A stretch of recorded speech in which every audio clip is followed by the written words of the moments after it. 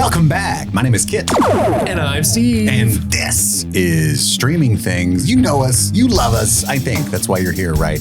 We're starting potentially one of our most anticipated segments in the show's history. I think so. We're going to take you a long time ago in a galaxy far, far away. Ooh, that's good. You should write that down. I should. Mm-hmm. Oh my That's good. That's Ooh. bankable. That's bankable. That's some world building shit right there. We're covering every single film in the Star Wars canon. That's not a word you want to use to Star Wars fans. In the Star Wars filmography. Yeah, there you go. There you go. That makes people twitch.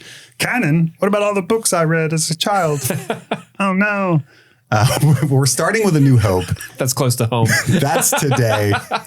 And with us to help us cross the galaxy, we've got our good friend Phil here. Hi, Phil. Hi. Welcome. Thank you for having me on the show. This is a wild meeting of the worlds because I don't think Phil and Kit have been on the podcast at the same time. We never have. No, it's just been me and you. Many ardent fans of the show have theorized that Phil and I were the same person because we've never been together at the same time. Yeah.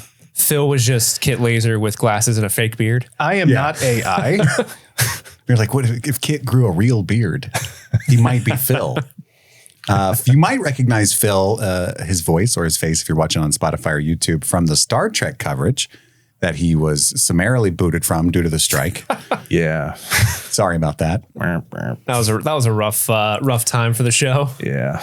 We finally got an excuse to have about that. I know. We've been talking about getting Phil on the show for a month, and then like Star Trek was perfect because you're a big Star Trek fan, and it just seemed perfect. But then the strike happened, and we couldn't cover Strange New Worlds anymore. Yeah, it was a shame. Proof in the pudding here that a Trekkie can be a Star Wars fan. What's the derogatory term for a Star Wars fan? If you got Trekkie and then you got neckbeard. Incel. Yes. Okay. Men's rights activist. Chauvinist. So that's what we're doing. We're going to be breaking down, I think there's 11 films. We're starting with A New Hope. Next week, we're going to do Empire Strikes Back and then Return of the Jedi. And then we're going to go through the So we're doing chronological order of release. Release order. For the most part, we're going to end with Rogue One. Yeah. Because, spoiler alert, we want to end on a positive note. Yes. Yeah. So the thought was this series is going to take us up to just around May 4th. May the 4th be with you. Revenge of the 5th, if you celebrate. And also with you. Yeah. Thank you. Thank you. And we didn't want to end our coverage around May 4th as like, fucking Rise of Skywalker. Yeah. So we decided to do this order so that we end on a high note because I imagine the Rise of Skywalker episode will be quite spicy. We already reviewed Rise of Skywalker, did we not, in our infancy? I think back before we built the studio? No, we reviewed The Last Jedi, and I think we also reviewed The Force Awakens. Way back. I swore we shit all over Rise of Skywalker for like, maybe that came out during one of our mini pauses. Rise of Skywalker came out while we were on a hiatus. Somehow Palpatine returned. The dead speak. Yeah. That's how people were talking about us, though. Somehow Streaming Things returned. Yes, that's true. Every time we came back. But we've been a consistent podcast for like a year and a half, almost 2 years now. Dude, it's been like 2 years, yeah. All you doubters out there. Mm-hmm. But this is what's on the slate for the coming future. We're doing the Star Wars marathon for the next 11 weeks or so. But also each week, we're still going to be finishing out our patron-demanded films. Later this week, you're going to get My Cousin Vinny, and you're going to get Legend, the Tom Cruise one, not the Tom Hardy one. Different Tom. Yeah. And also the patrons will get, oh, by the way, guys, as you're hearing this, yo, this is wild. It's already been solved. But right now, as we record this, one of the stoutest battles in the history of nerddom is going on the Patreon right now. We have a poll each month that patrons can vote on, a themed movie for the month. And Ghost and Black Swan finished the poll neck and neck. Tied. With the same amount of votes. Yeah. And so I've had to reissue a second poll with only Ghost and Black Swan on there. And as I record this, they're tied again. I think they're fucking with us. And so everyone's signing on, looking at the vote like, Black Swan got one vote. Here's another vote for Ghost. Here we go. So I'm going to go to the Patreon right now and vote. So in the event of another tie, I will punish all of you and we'll be covering Eyes Wide Shut. I say it here and now. I will have a great time and you guys will be uncomfy. Don't threaten me with a good time. That's right. And we will reenact it. We'll be able to wear masks on that episode. We will. Yeah. And afterward. Yeah. So that's the future of the show. We're going to South by Southwest in a couple of weeks. Some big news and cool shit going on there. When we return, we'll begin our coverage of Fallout on Prime Video based on the video game. And Jimmy will be back from the Last of Us coverage. That old hat. And then The Boys season 4 starts in June. Oh, yeah. We've probably August. House of the Dragon season 2. They're going to coincide a little bit. The worlds will collide. Oh my God. So any hoozle, let's get to it. We've got actually an extra special kind of layout for this season of Streaming Things. We're bringing Mad Libs back, baby. Longtime fans. Star Wars themed Mad Libs. And then we're going to go through our overall thoughts and then a scene by scene recap and play by play. Then we've got a segment called the medal ceremony where we're going to each give a medal to each movie we're talking about. The thing that this movie of all the Star Wars movies does best. And then we're going to rank each Star Wars movie, but we have to come to a consensus. So it's similar to what we did. I hate to bring this up because I get so many messages about the fact that we never posted our Dead Reckoning episode. But the thing that we did with Mission Impossible, we're bringing back. We have to agree on the ranking of the Star Wars movies. It'll be easy at first and get increasingly more difficult. Spoiler alert, I think this movie might be in first place by the end of this episode. We'll see. We'll see. I think it's going to be in last. Ooh, It's awesome. maybe we're both right. Whoa. Maybe so. So Steve, let's do the Mad Lib, baby. All right, so what we're going to do is I'm going to ask you guys for nouns, verbs, adjectives, all that fun stuff. Words. We're going to compile that list, and you'll have to stick around to the end of the episode to listen to the story that these two jabronis put together in the land of Star Wars a long time ago. Phil, give me a noun. Booty. Kit, give me a plural noun. Cheeks. We're just doing all butt-themed words. If we can try. We will see. Okay. Phil, I need another noun. Freckle. Freckle? Yeah. Okay. Kit, hit me with that plural noun. Plural noun again. Jabberwockies. Jabberwockies. Not the worst word to use for a Star Wars themed story, right? Phil, adjective, Fierce. plural noun. Me and the plural nouns. I know. Jawas. Adjective, Phil. Silly. Adjective, Kit. Jiggly. They're all J's. Every word I've said. Except for cheeks. Yeah. Noun. Womp rat. We're putting our own Star Wars stuff in the Star Wars Mad Libs. Plural noun. Popsicles. Got some popsicles in my basement. Get back here, you son of a bitch. Popsicles in the cellar. Got a tip for you in my pocket. Why don't you go fish it out? Phil, give me that adjective, baby. God. Invisible. Noun. Jello. Stick with the J's. I respect I'm it. committed now. Phil, I need a verb ending in ing. Booty popping. Booty? That's a nice callback. Thank you. Poppin'. That's a callback to a Mad technically- Lib that Steve and I did in 2006. Booty popping across the Midwest, baby. And last but not least, Kit, hit me with an adjective. Adjective. Busted. But like the adjective version. Does it make you feel good, Bustin? Busted makes me feel good. Well, that concludes this episode's collection of words. Stick around to the end of the episode to listen to the story that we just made. All right, guys, let's talk about our overall thoughts about A New Hope. I'm going to keep calling it that because that was the name before Star Wars got tacked onto it, right? Back in 1977 when it came out. This is kind of a lost situation, kind of not, but I know that I'm with two diehard fans of Star Wars here, and you're talking to somebody, not so much.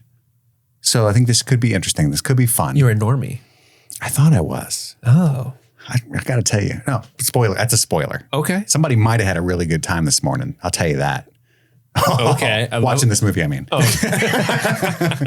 So, Phil, you're our guest. What's your history with this movie? What was it like watching it this time? Well, I saw this movie for the first time many, many years ago when I was very young. So I can't really remember the first time I saw it, but I know it was taped off of the air on a VHS tape that my dad must As have God intended. bootlegged it off of some channel. To have those great VHS like static lines that like went up a bit. Probably. Yeah. So, and I think he somehow managed to get Empire on the same tape. So it was always kind of one movie in the beginning for me. Oh, really? Yeah. It was like, okay, there is a credit sequence between the two, but this is on one tape. And Are the I don't know. It's credits just like are the credits rolling. You turn your sister and like, hold on, it's gonna get good. right. Wait till but- we get to Hoth. I mean, like the movie holds up, but I'm also a super impartial watcher because this movie has been part of my DNA for so long that it's hard to watch it with fresh eyes in any way, shape, or form, because it is a movie that has been part of the background of my movie watching life for so long that I'm really interested to hear about what you think specifically, because coming into it without that bias, I think will kind of inform how well it actually holds up. Because I'm pretty sure Steve and I are probably on the same page with how much we enjoy this movie. But He's literally wearing the hat.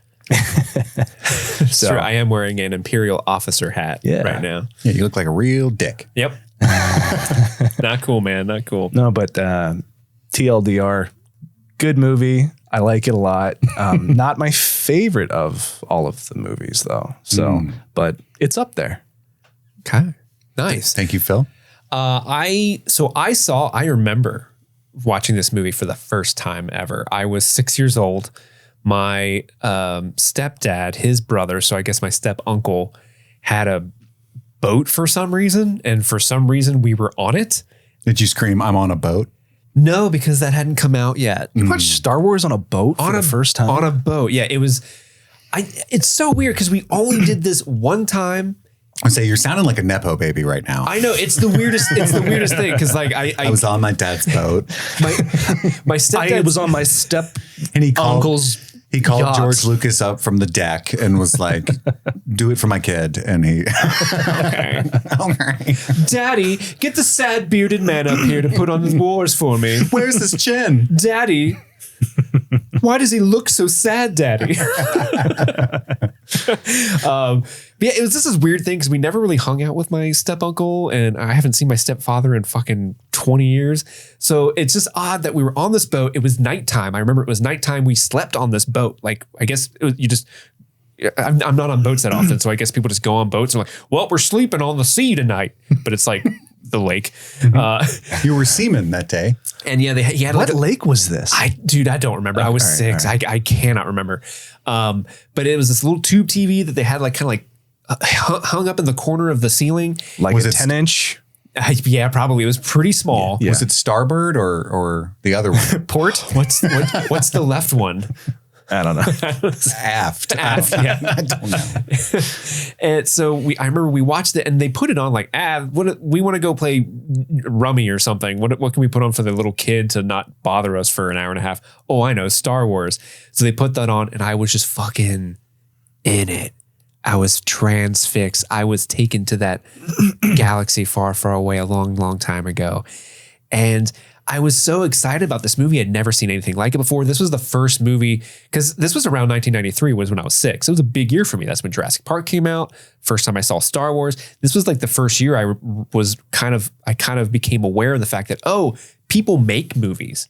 These aren't real, right? Yeah. People like put work into it. And so it started my love for sci-fi. It started my love for movies. It started my love for the craft of movie making, because I was like, well, how did they make that Jawa monster? Like, oh, that's just a person in a row. Oh, that's a crew member's child in a costume. Wow, how cool. I didn't know you could even do that. And then I thought there were labor laws. yeah, right. They took him to Tunisia. And to my stepfather's credit, he saw that I was like interested into it. And I think like it was over the weekend and when we got home, he had gone to work and on his way home from work, he stopped at like Toys R Us or something. And he got like a big box of those like micro machines, but it was like maybe 20 little micro machine spaceships from Star Wars. And that was the first Star Wars toy I had, were those. And we're off in the races from there. And he had the trilogy, the original trilogy on VHS, and I watched them. It took me a long time to watch Return of the Jedi because I was scared of the cover, but I did watch A New Hope and Empire Strikes Back a lot growing up. In fact, I don't know how much we want to get into this early into the episode, but a big reason why Phil and I are such good friends is because of Star Wars. Because had a mutual friend group in high school, but we were always kind of like two ships passing in the night. Like our friends would hang out, but we would never hang out at the same time for like a year. Yeah. And I'd always sort of like, oh, Phil, he's so cool. And I was always like, oh man, who's this Phil guy? I hope he doesn't bully me when I finally meet him. And then we met. And then one of the first things we bonded over was a Star Wars parody video on the earliest days of the internet, not even YouTube, but like the internet. Wars. PA Wars. Yeah. Have you ever seen PA Wars? No. We'll watch it Why sometime. would Chris have ever seen PA Wars? Because he's our age. Maybe he's consumed it. I don't know. Yoda Cola. We will show you PA Wars after the end of our run on this. Yeah. So, and yeah, that became, Star Wars became a big lifelong passion for movies, for how to make movies, a best friend, collection of toys. We've gone to conventions before. I got this hat at a convention we went to together. We've met Mark Hamill, Jeremy Bullock. Yeah, our friend punched a guy at a convention. Punched a guy. Shout out Josh. We've got a ton of great... Killed a guy with a trident. There's just a ton of great stories with Star Wars and a lot of good memories that we share. And I'm excited to go through this coverage with Phil, but also to Phil's point, I'm really excited to hear Kit's perspective. Because a lot of people, when they watch Star Wars, they're either like, oh, I've never seen Star Wars. I'm so sorry. And I'm like, it's okay. It's fine. I don't care if you've seen a movie or not. And some people are like, oh, I'm not a huge fan of Star Wars. I'm so sorry. And it's like, again, it's fine. Totally. I get it. I hate half of them too, but I'm a huge Star Wars fan. It's part of being a fan is hating most of the movies. Right, That's what I've gathered from being online. Exactly. You got to love them a little bit, but I'm really excited to hear your perspective because like what Phil said, this movie's so ingrained in my DNA that it's hard to separate myself from like I literally probably didn't have to watch this movie to take notes. I probably could have just took my notes from memory because I've seen it that many times. So yeah. What did you think about Star Wars? What's your history with it, kid? I was reflecting because I want to be honest and accurate. I think it's true. I must have seen A New Hope, pieces of it here and there on cable television, on network television, because I remember specifically like the garbage chute scene where they're being compressed by the walls. Yeah. C-3PO. Like I can picture being like 8 and watching that. But I didn't care. You know, I mostly watched Universal Soldier and Van Damme movies, and I read a lot of fantasy books. I was more of a swords and magic kind of guy, druids, you know. So that's nerd. That's kind of how my window into early Star Wars was like realizing that the lightsabers were swords and the Jedi were druids and like the Force is magic but I could never get into Star Trek because I wasn't like a hard sci-fi guy. You know, I would go through the library and grab, Terry Goodkind and J.R. Tolkien and then see Isaac Asimov and go, and that was just kind of my move.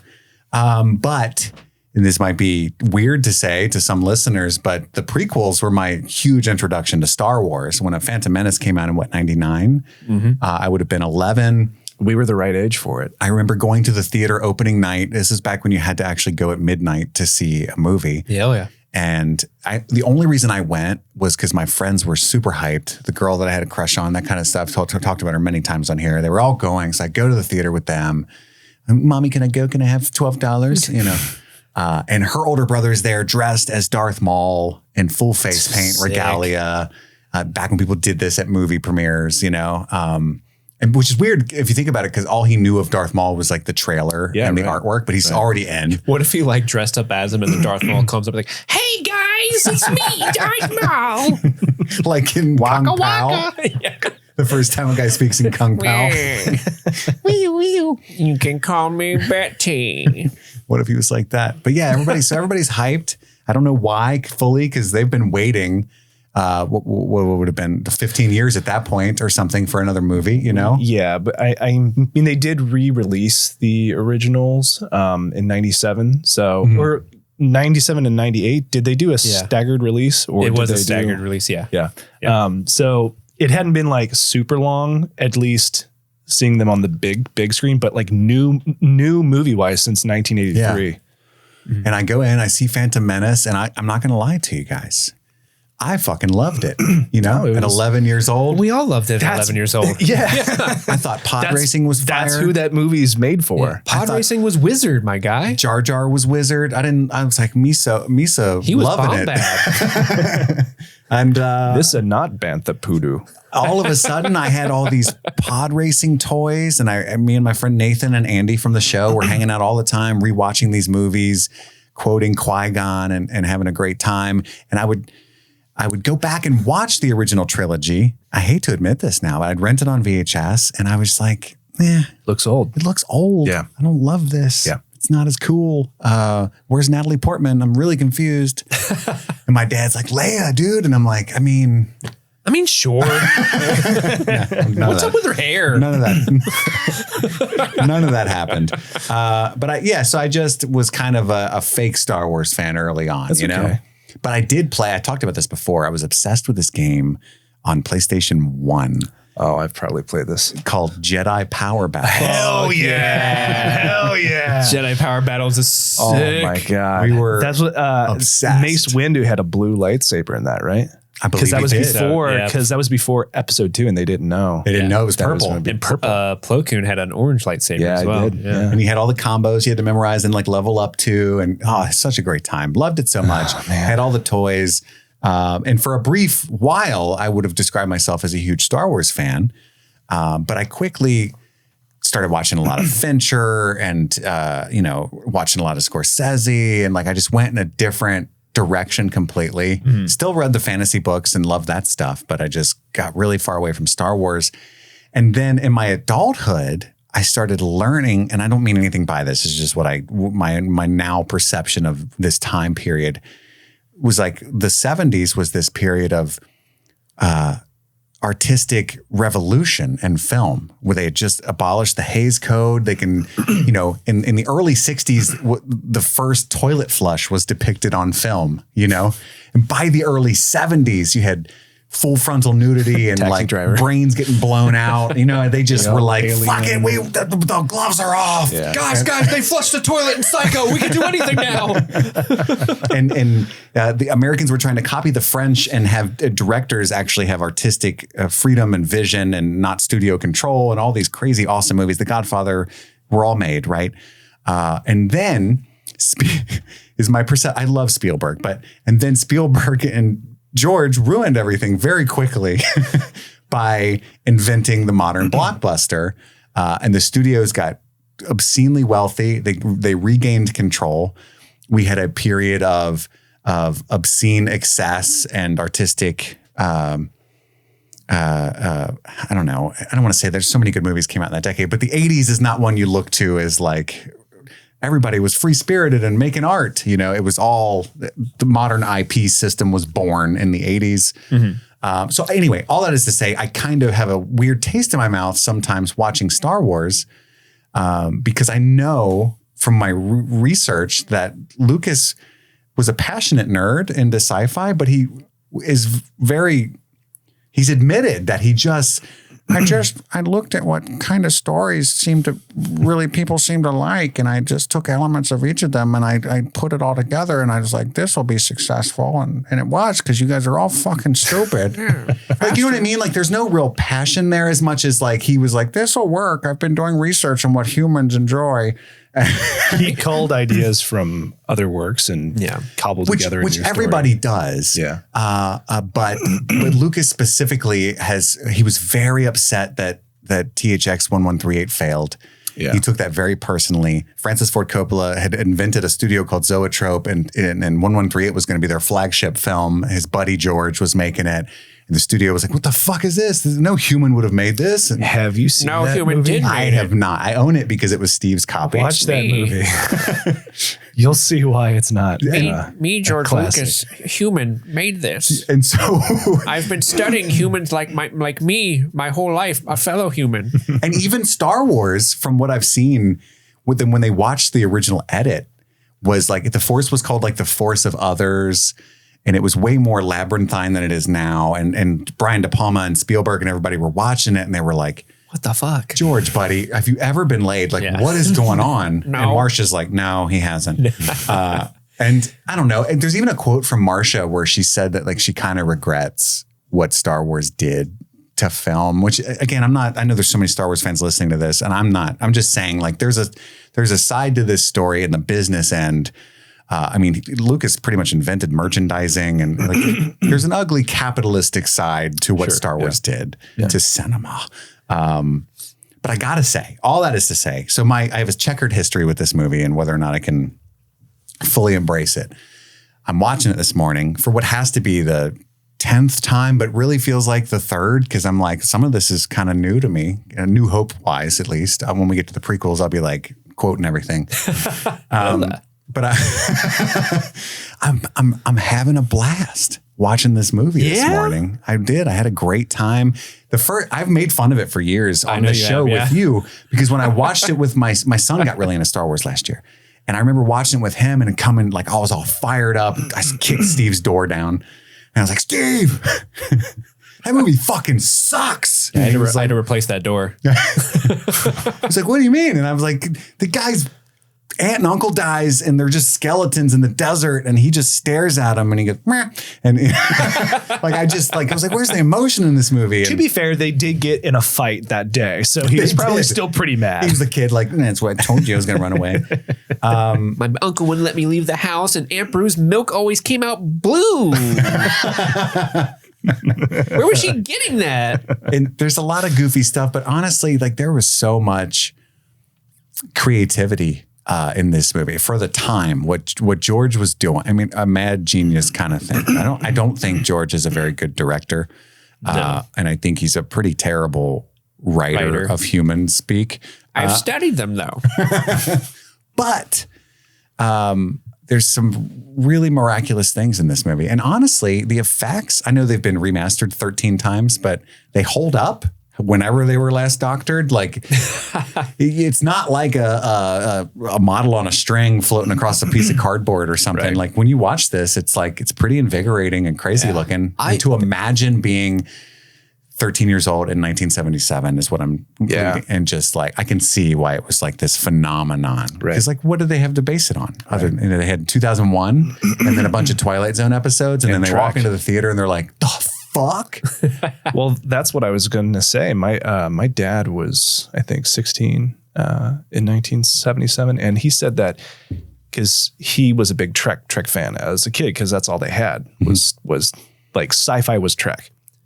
And when this movie came out, like from the beginning of the movie, like the scene of the ship and the Tantive 4 and the Star Destroyer. Yeah. As the ship fills the screen and just keeps going and going and going, he's like, from that moment, he was hooked. And he's like, we had never seen that. Like it was like Star Trek effects from the 60s were not great. Yeah. And that's what they were used to, but they weren't used to this. So it sort of, I think it struck at the right time. And because there wasn't, a bevy of other options, it was just like such a huge deal. And that's why I think so many people glommed onto it instantly, because it offered something that they weren't getting anywhere else. Whereas now it's like we have a million different things to watch and they're all pretty good. So when this movie came out, George, I think I'm telling this story right, because I just read it, but George went to Hawaii because he couldn't stomach another failure. So he didn't even know what was going on. He just took off. And he like turns on the news in Hawaii, and it's like the Chinese theater, there's lines 6 blocks down the street. People are just getting right back in line to see it again. I've never seen anything like that. Whatever news was like back then. And boy, howdy, the moving picture business is on the move. And he was just like giddy, like, no fucking way, I did a human thing. Finally, my notes paid off. And at the same time, you got to give it to George, because when he's making this movie in the deserts of Tunisia or whatever, nobody believes in what he's doing. Believed in him. None of the actors. It's so funny listening to the actors at the time talk about it, because they're all like I remember specifically like Kenny Baker, who plays R2-D2. He's the guy in the R2-D2 little. It's like 120 degrees. 120 degrees. this dude's like bacon, and he's just like, because he has like he had a gravelly voice, and he's like, we just kept thinking like, this is strange. This is not going to work at all. Like everyone would go up to like Alec Guinness would be like, this is terrible. Yeah, Alec Guinness especially was like, I think that's the thing. Like they made that, like they made this legacy actor say these crazy ass lines. You will never find a more treacherous hive of scum and villainy. I think I saw an interview with Peter Cushing from like shortly after that time. And I remember watching him just talk about how like we had no idea what the hell we were saying or where this was going or if it was going to be a hit or a flop. It seemed like a flop for sure. Was it Harrison Ford? It was Harrison Ford or Mark Hamill who at one point, like, you know, because George Lucas is terrible at directing actors and they were getting frustrated with him. And at one point they said like, George, human beings can't say this. Like nobody talks this way. Right. Why are you having us do this? He's like, just fucking do it. And he would argue with him a lot. Like he had no patience with actors. He was not an actor director. No. Whereas faster, like more intense. Francis Ford Coppola loved like working one-on-one with these actors and slept with a lot of them, unfortunately. But George was more like, he just wanted, which the birth of ILM is another thing that we can, you know, really applaud. This movie. I mean, lots Skywalker sound, Industrial Light and Magic. I mean, not just the influence of this movie itself, but the technology that he pretty much invented or his team did, like built movies for the next during the during the prequels. Well, I think the technology and the people that like got Pixar started have their roots in Star Wars. Like that stuff originated in Star Wars, which is just like, do we have a Pixar today without this movie? It's mind-numbing to think. Definitely don't have a DreamWorks because Spielberg was there. Yeah. I met a guy at DreamWorks. I always think of that movie. I don't even know what it is, but it's Seth Rogen saying, sounds like a gay bar. I met a guy at DreamWorks. I also want to point out that like it was fascinating for me to learn like how much of director by committee a lot of these movies in the 70s were. And maybe still today, but definitely at the time, because like De Palma, Spielberg, Lucas, and Scorsese were all really good friends. They were all just young guys straight out of school. And they would make passes at each other's scripts and make passes at each other's movies and like hang out on set and help them direct and just throw each other percentage points of profit from the film left and right. And like the opening crawl at the beginning where it's like heading out into space, that was De Palma's idea. They were sitting around at lunch and they watched the original edit of this film before the effects were put in. And De Palma, he was a very brusque, like straight to the no nonsense guy. And he was like, George, it doesn't make any fucking sense, man. What the fuck? You're going to have to write something at the beginning, letting us know where we're at least. Right. Like, and like, that's the thing. It's like the iconic thing. It wasn't even George's idea. You know, it makes sense to me. Yeah. Why aren't you guys picking it up? It's so simple. It's a hero's journey. It's, do you guys know about the hero's journey? It's this movie. What are you doing? Blowout? Oh, cool. Stevie, come here. Stevie gets me. What'd you direct? Oh, Godfather? Oh. That was George Lucas doing a jerk off motion for you audio listeners. Yeah. Anyway, that was way too long, but no, that was great, man. I really enjoyed this movie. I think I kind of got it in a way that I never have before this morning. And just real quick, before we get into this scene by scene recap, I think we do have to give a special shout out to the person who I don't think this movie would work at all if it wasn't for this person. And that's the unsung hero of A New Hope. And that is his wife, Marsha Lucas, who was the editor of this movie. And I believe she is one of the only Oscar recipients in Star Wars, because didn't she win for best editing? I believe so. Movie? Yeah. And the editing is one of the most, I don't know if I can say that, but it was advanced. You know what I mean? Like the things that are kind of funny, like you can't do, what's it called? A swipe? A wipe transition. Yeah. You can't do a wipe without it seeming like you're ripping off Star Wars, and it's going to look really fucking silly. Yeah. But at the time that had to be, and think about it, this is like film.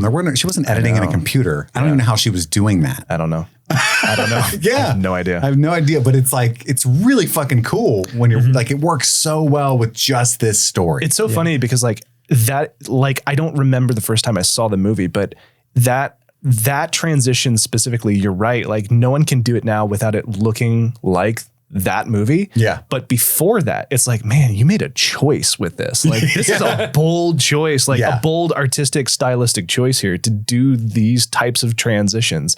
And thankfully it was a hit. And then I think because it was a hit, it's like, oh, well, shit, like no one else can do it without it looking like homage to Star Wars now.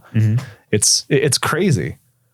And I think the second person that can be credited with the success of Star Wars as a movie, there's Marcia Lucas, and then there's John Williams. Oh, yeah. We cannot forget about John Williams. Because I think the sound design in general does heavy lifting in this movie. Ben Burt, who does the sound design? Honestly, I don't know. But I'm watching it this morning, and I'm at least like the doors on the ship are slamming down, and then of course the lightsaber, but also like the crackling as they get near each other, the blasters. Everything. Yeah, it was Ben Burt. Everything sounds so fucking cool and different. And if you're like a sci-fi nerd in 77, like, the TIE fighters, like, dude, who did that? That's amazing. Yeah. Sorry, I was getting excited. No, sound design in general. The sound design, the special effects team, the score from John Williams, like literally every single one of even the worst Star Wars movies have scenes in them that emotionally hit 90% because of John Williams' score. Yeah. You know what I'm saying? Like even in the worst of times, his score is still some of the best movie scores ever. Yeah. I cannot wait to get Hypes into me up right now. Vader's voice. Did you see like 7 people were credited with Vader's voice? No, I did not. Yeah, in the credits, I know it was originally someone else before James Earl Jones. so and they were watching the dailies and he was like, so Dave Prowse, the guy, your lack of faith is disturbing. And they were like, that's ain't going to work. He's super Scottish. David Prowse. Your lack of faith is disturbing.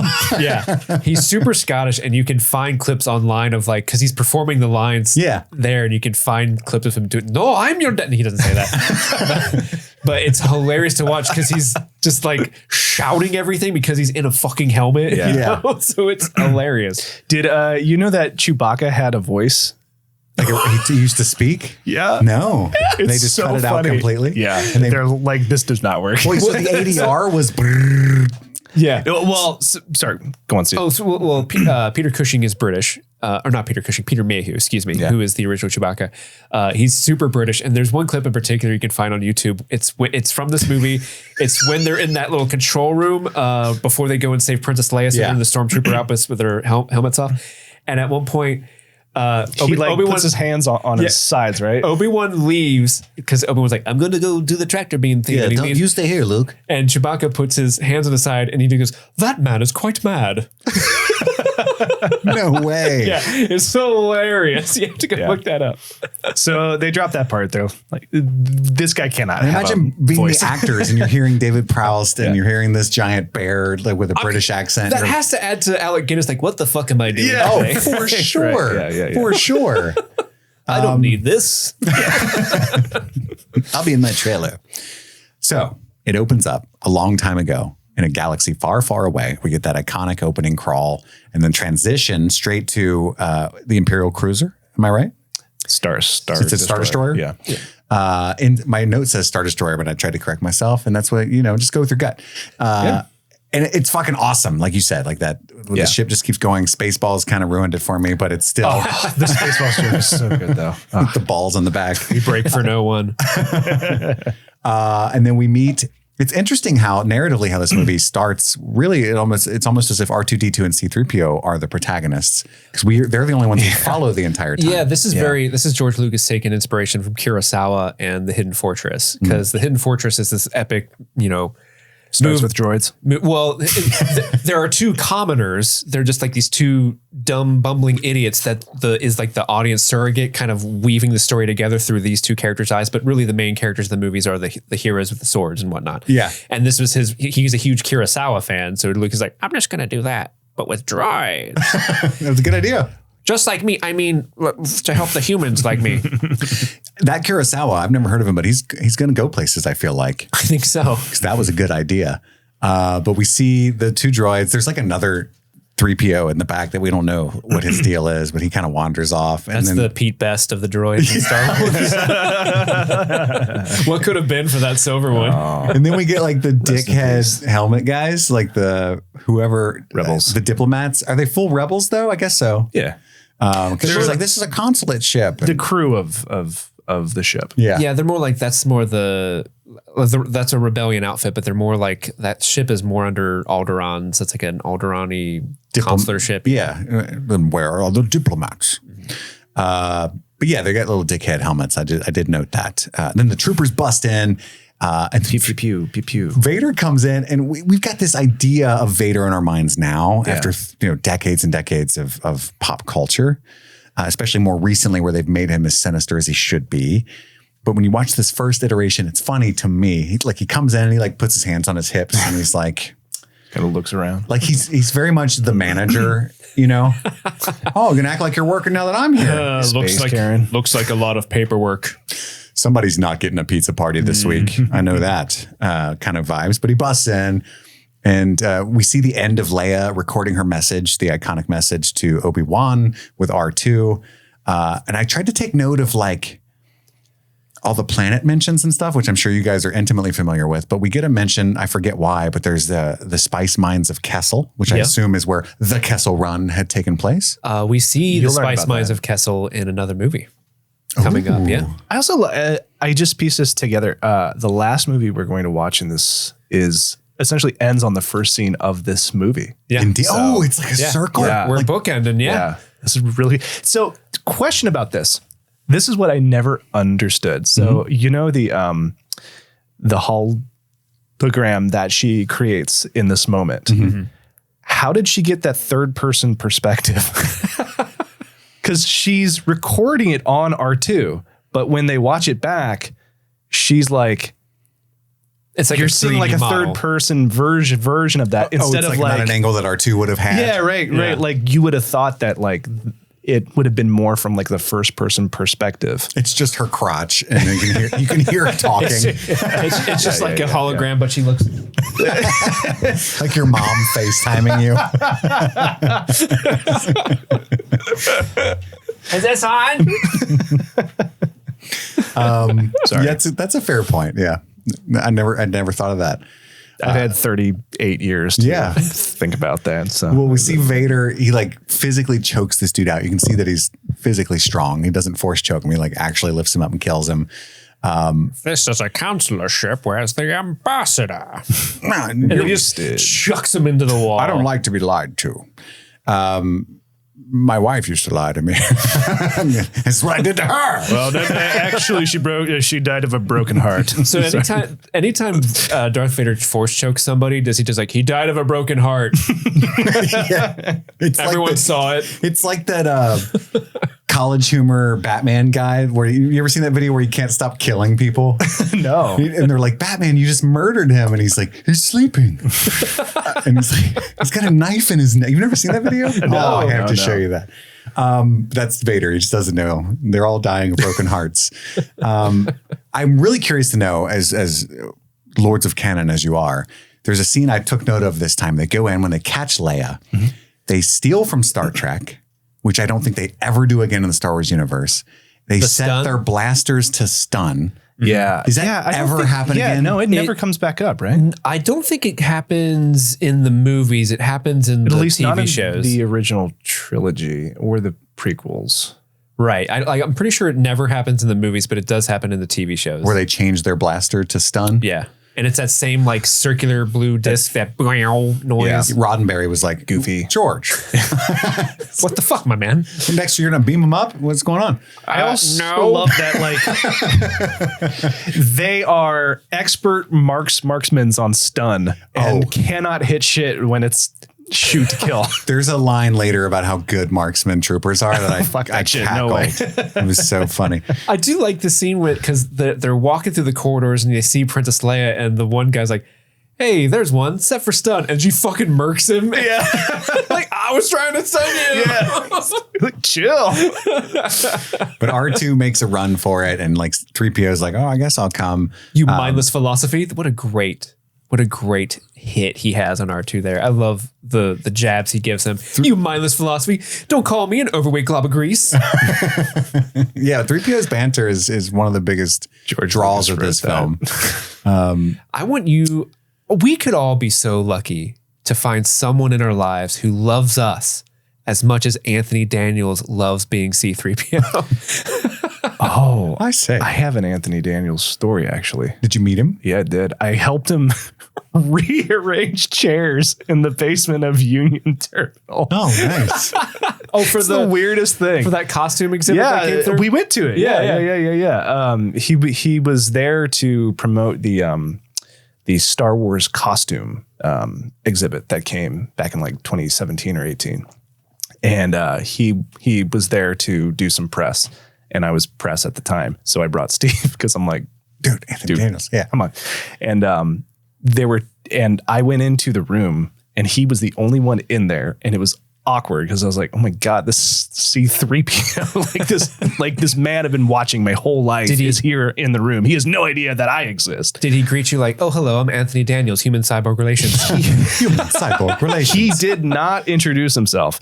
But the way the chairs were set up, he didn't like the way the chairs were set up. He said they looked too, what did he use? Like schoolroom formal or whatever. And he wanted to set them like askew. So I'm like, now's my chance to help him arrange chairs. Like what, like this isn't how I imagined this going, but your this whole is a life weird has story. been building up to this.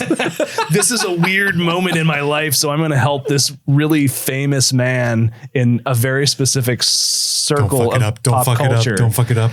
And we rearranged the chairs and he thanked me and I didn't belabor the interaction because I was like, I'm gonna mess this up. Just thank him and get out of the way. Well, for the longest time because we went to a couple Star Wars conventions and he's always there. Oh yeah, because he loves his life. Yeah, he loves it, and he's one of the guys that will literally go. Like he might have a signing at 2 p.m., but at 8 a.m. he's like out. He just wanders out in the line again, like, "Hello, everybody, I'm C-3PO." And he used to wear a gold suit whenever he went to those. Yeah.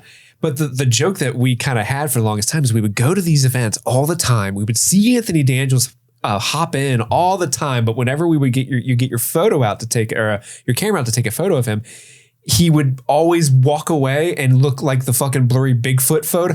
Yeah.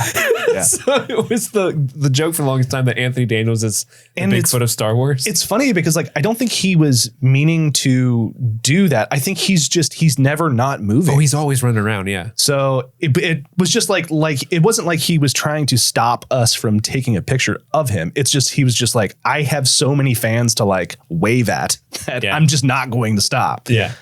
ADD. Yeah. Gotta love him. Gotta love C-3PO. Sorry, go on. No. This is why we're here. But they don't. It's a safe space. They get into the droids get into an escape pod. R2-D2's got the Death Star plans in him. They jettison out the Star Destroyer, and these two guys, if they didn't get fired, Hold your fire. The whole rebellion is successful because of these two dudes. Because they're like, oh, there's an escape pod. Oh, there's no life forms on board. Better not waste the ammunition. Yeah, why? I put LOL because it's like, why not just shoot everything?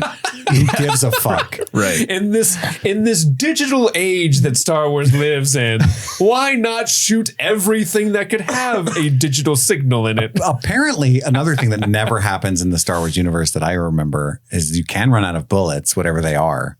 Because when the troopers Power cells, the troopers are, I know from Battlefront, but like when the troopers are coming in to arrest Han and the gang, he's like, load your weapons. He says that to his crew. Yeah. And I took note. I was like, with what? But yeah, they just go like with. They decide to hold their fire, which is a bad idea. By the way, they also said because there's no life forms on board. And then later when the fucking Falcon is in the Death Star, they have to like set up this whole lengthy operation to scan for life forms. I'm like, did it instantly earlier when you decided not to shoot the fucking, you didn't really scan, did you, Carl? No, you didn't scan. You're just lazy. Oh, there's no life forms on that. Just I clock out in an hour. I don't want to shoot at anything. Hey, Steve, can you stitch in the Life Forms song that Data sings in Star Trek Generations right here, please? Because Sure. because we've said the word life forms 1,000 times, and that's all I can think about at the moment. He just needs it. Life forms. You tiny little life forms. You precious little life forms. Where are you? We gotta mix Star Trek into the Star Wars episodes as much as possible. Piss as many people off as Just to piss possible. everyone off. And for good measure, we'll throw in a Gandalf quote. I was looking for Captain Kirk the whole time. It was good. It was good. So Leia is questioned by Vader. She's no snitch though. She's not giving anything up. Dantooine. That's right. We cut to R2 and C-3PO in the desert. They're wandering around. 3PO's a real bitch about it. He wanders off because he thinks he knows the right way to go. I'm not going that way. And don't follow me either. It's much too rocky. 3PO thinks he's being saved by a transport because he sees what I think is a Jawa with like a mirror reflecting the sun. I think it was the sun reflecting off of The sand crawler. They're tricking him. the sand crawler. I like window. your vision better. It looks like a big ship far away, but really it's just a normal sized Jawa 10 feet away with a mirror shining light in his eyes. Over here. I'm saving you. R2 is beset by Jawas and they like roast his ass. It's really sad. I love the part sound design scared me idea. so bad when I was he's a like, kid. It scared me every time because it would like pop out, and it used to get me every time. But not only that, but like R2 screeches like a banshee from hell when he gets shot. And just tonks over. Dude, the sound design is so great because R2, you got R2's beeps and boots are very emotive and you always know what he's saying, even though you don't speak beeps and boops.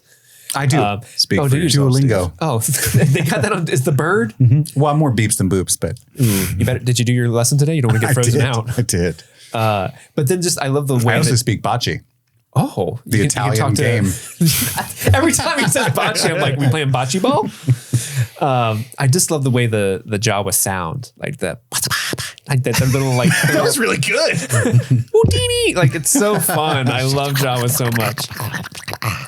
There's some weird stuff with 3PO like being really racist against Jawas later in this movie because he's had one bad experience. Property values are going down. You'll see. We'll get there soon. So by the way, who built this giant fucking rover that Jawas use? Because they're Jawas. small people. How'd they do that? Well, how did they build the Pyramids. Yeah. I always thought they stole them because they're just Who did they scavengers. steal them from? Tatooine miners? I don't know. Maybe. Yeah. I guess I never thought about it that way. I guess they could build it because they're like good. Because they like. Oh, you know what? Because they do scrap, so they like cobbled together all their Yeah. stuff to create these massive repositories of junk. Yeah, I think you're right. I think they do build them because there's a scene in The Mandalorian where they're in the pilot.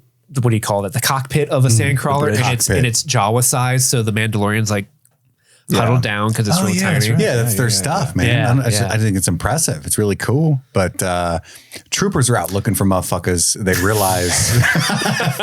They realize that someone was in fact in the pod because there's tracks leaving from it. Look, sir, droids. It's a gear. Someone was in the pod. Carl's going to be in a lot of trouble. We meet Luke now for the first time. They're coming out to barter with the Jawas. Tell your uncle to make sure a translator speaks bocce. I don't think we have much of a choice, but I'll tell him. Yeah, he's such a whiny bitch, dude. They choose 3PO, and he tells him he's got to go do something. And Luke's like, "Oh, I wanted to go to Tashi Station to pick up some power converters. Some power converters at Tashi Station." That doesn't even sound fun. Why'd you want to do that? That's like, oh man, I was gonna go to Lowe's and pick up some batteries. Okay, you joke about that, but I genuinely was going to make that joke. Like, I do that with the hardware store. I love going to the hardware store and buying shit that I need for my project. So if your wife's like, Phil, I need you to clean up this thing. Oh, I was going to go to Lowe's to pick up some batteries. No, because she goes with me and we bring the dog and it's like a thing that we do. It's so good. I didn't get that as a kid, but as a grown ass man who's boring now, I get that. You're like, damn, let him go to Tassi Station. Yeah. He needs those power converters. Come on, Uncle Owen, don't be a stick in the mud. Oh, and this one's got a bad motivator. R4, the hero of the rebellion. Yeah. He really is in that way. Actually, there is a comic book, an expanding universe comic book where R4 and doesn't R2D2 fucking matter anymore. Yeah, that's true. Well, I think it's still canon because R4 is Keep telling yourself that. no, because they reintroduced R4 in the Mandalorian. And I think they talk about this briefly, but on the Jawa trip, R4 and R2D2 like talk about like R2's mission, and so when they pick R4 like self-destructs so that they wouldn't pick him and they would take R2 away from the sand crawler. Like he fell on a grenade for his buddy R2. You know what I'm saying? Nice. My headcanon was that R2 was like and pulled a wire out. I would like that more if R2 was a psychopath. I mean, he had a mission. He is kind of a psychopath, honestly. R4's a real one. He had a fucking mission, man. Pulling out for R1, R4. So R4's in the chat. 3PO goes to bat for his dude. 3PO goes to bat for his dude. Sorry. And that's how they end up choosing R2. And then Luke, we get the whole backstory that he wants to get off this rock. And we get the iconic human cyborg relations. There's some carbon scoring here. I'm just going to rub it in. I love your Luke. Incomprehensively with a toothpick. This is one of my favorite things that C-3PO ever does, because he's like, you got carbon scoring. Were you in or like, it seems like you guys seen some action. It's like, oh, we were in the rebellion. He's like, whoa, you were? He's so excited. He's like, several battles, I think. Not much to tell, really. Like, because he's hiding and stuff the whole time. What I gather from that is like he also, hasn't seen I saw anything. my dad on that ship too. Because he created C-3PO. That's true. Yeah. Father. Daddy. Brian. Darth Brian. I love that. Brian. Where's my money, Brian? And then he gets a little bit of Leia's message to play at the end. It's like on a loop at the end. Help me, Obi-Wan. You're my only hope. But R2's way too coy for this because that message is not meant for him. And we get the iconic, help me, Obi-Wan Kenobi. You're my only hope. And this is where like the pop culture of this movie was ubiquitous, even if you weren't a Star Wars fan. I can remember being in second grade and just help me, Obi-Wan Kenobi. You're my only hope. And like, I wasn't a fan. I don't even know if I'd seen the entire movie, but I fucking knew what that was. Yeah, right. It's a private message for Obi-Wan. Obi-Wan Kenobi. I wonder if that's old Ben. Old Ben Kenobi. It bothers me. Maybe there's a lot of Kenobis. Maybe that's the Smith of Tatooine. The Manhattan Kenobis?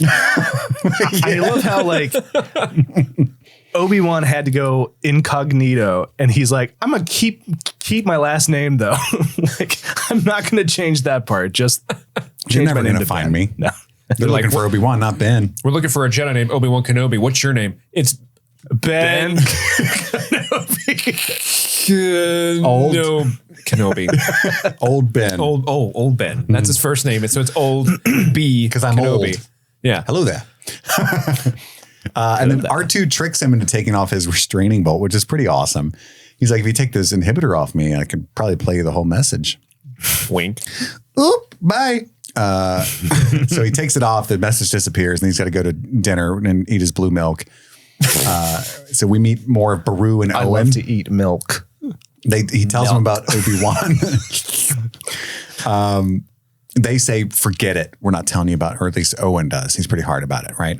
He wants to leave before the harvest, earlier than planned, and join the academy where all of his friends went, like Biggs and the other guy. Tank. We meet him later. Is it Tank? Tank's his other friend, yeah. Biggs and Tank. Cool. Doesn't sound like two porn stars at all. But Luke's a sad boy because Owen's like, I don't want you to go anywhere. He's trying to protect him. I need this free labor, Luke. That's what I need. Yeah. Because we grow lots of Water. sand here and we need you to harvest it. What the fuck do they grow? I didn't see a single crop. It's water. They're moisture farmers. Are they really? Yeah. They are in the desert. Yeah, all their little antenna things that are sticking out of the ground, they capture moisture. They're moisture farmers. Yeah. That sounds like a porn as well. I like it. So he goes outside as a sad boy. We see the twin sons. Such an iconic shot with an that's iconic good. score. Yeah. Love it. It would be hot there with two sons. Can you imagine? Emo Luke moment there. He kicks a rock, I imagine. Tonight will be the night that I will fall for you. Over or down. You make me change my mind. Excuse me, sir. What is that beautiful music? Go back to bed, 3PO. Luke comes back. He finds that R2 has run away. They go out and look for him, and I can't even see him. He's so fast. They can't chase him because... Oh, there he is. He's wheeling away. I'm so woke now that every time they say sand people, I cringed. Did you guys feel that way? I mean, sand people is It's derogatory, It's a isn't it? derogatory in He just the kept- Star Wars he universe just kept too. dropping it willy-nilly. Yeah. We can't go out there because of the sand people.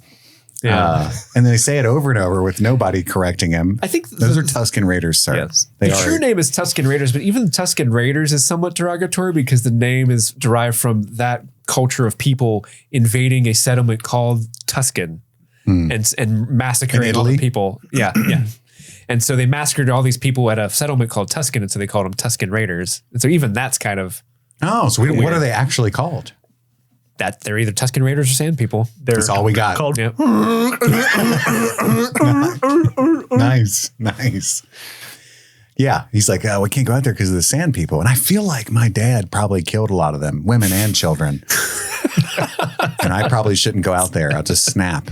So then They're animals. Jesus. Someone should slaughter them like animals. So Owen is looking for Luke the next morning. They're animals. Baru's like, he took off. I think he went to Tashi Station to get some power converters or something. We cut to Luke on his fucking speeder, which is super cool. Yeah. He's being watched by raiders immediately. So apparently at night is not the only time that's not dangerous to go out. It's pretty much at all times. He could have just went and got R2 because the raiders are there immediately. Well, I mean, at night they're horny too. That's actually why. That's the real reason. Yeah. They catch up to At least R2. for the day, they will fuck you.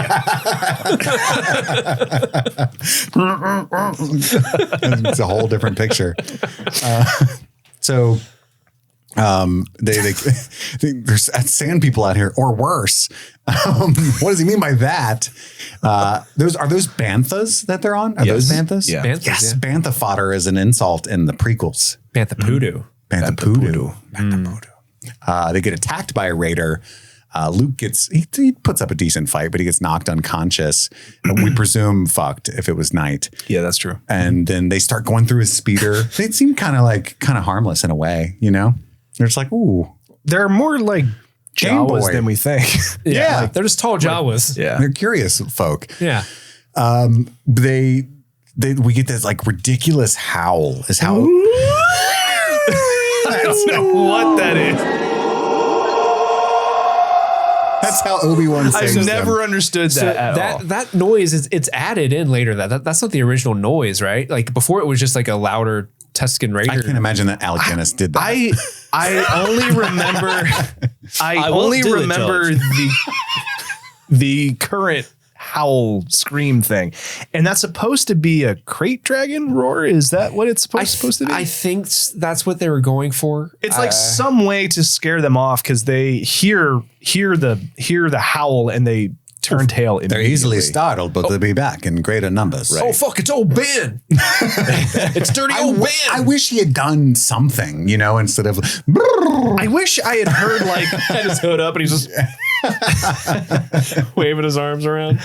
I wish he had like revealed like a horn of some sort. Like how did he make that sound? It's never explained. it's a kazoo. Check this out. I use the force. But like, yeah, like I don't know how he made that noise. The force can direct you, but you can control it and also make funny noises. It's pretty badass. It's dope. Great for parties. I can become erect on command. Practice, Luke. It's not weird. I'm teaching you. Feel it. It'll be with you momentarily. Jesus. I'll be with you. So, yeah, Always. If you strike me down, I'll rise more powerful than you could imagine. Is that the Rise of Skywalker? Is that what we're talking about? Blue Chew. The Junlin Wastes are not to be traveled lightly. Well, how'd they get to the Junlin Wastes? They were right there. It's like 10 minutes from his house. You know. I live in the Junlin Wastes. Are you insulting me? It's all we could afford, old Ben. That's why they call me Dirty Old Ben. And by the way, they said old Ben, he lives out past the dune sea. He's right there. You know what I mean? Whatever. It's fine. He used the force and felt them near. They talk about the dune scene the way I talk about Newport when I need to get to Bellevue. I'm like, Yeah. I got to pass the sea of Newport. So far away. By the way, does he not recognize the droid? After watching the prequels so many times, it's kind of like, Yeah, this is the thing that bothers me so much about how these movies. much Is halfling leaf has he been smoking? I understand why C-3PO doesn't recognize him and why he doesn't. He's reprogrammed. He doesn't talk about knowing C-3PO. But when R2-D2 is like, "Hey, I'm looking for Obi-Wan Kenobi," he's not like, "Oh, R2, you saved my life 1 billion times." Yeah. And R2's like, "Yeah, my guy." Well, obviously, it's because that wasn't planned yet, right? Right. None of that had happened in George's mind. And I wonder, too, there's this whole thing about like, he's looking for his former owner. He says it's you. I don't think that was intended to be like his actual former owner either. It was supposed to be like, he was ruse. told to go find you. Yeah. Yeah. Because he's lied to Luke before. So, yeah, it makes sense that he'd be lying about that as well. Yeah. Right. R2 lying to Luke.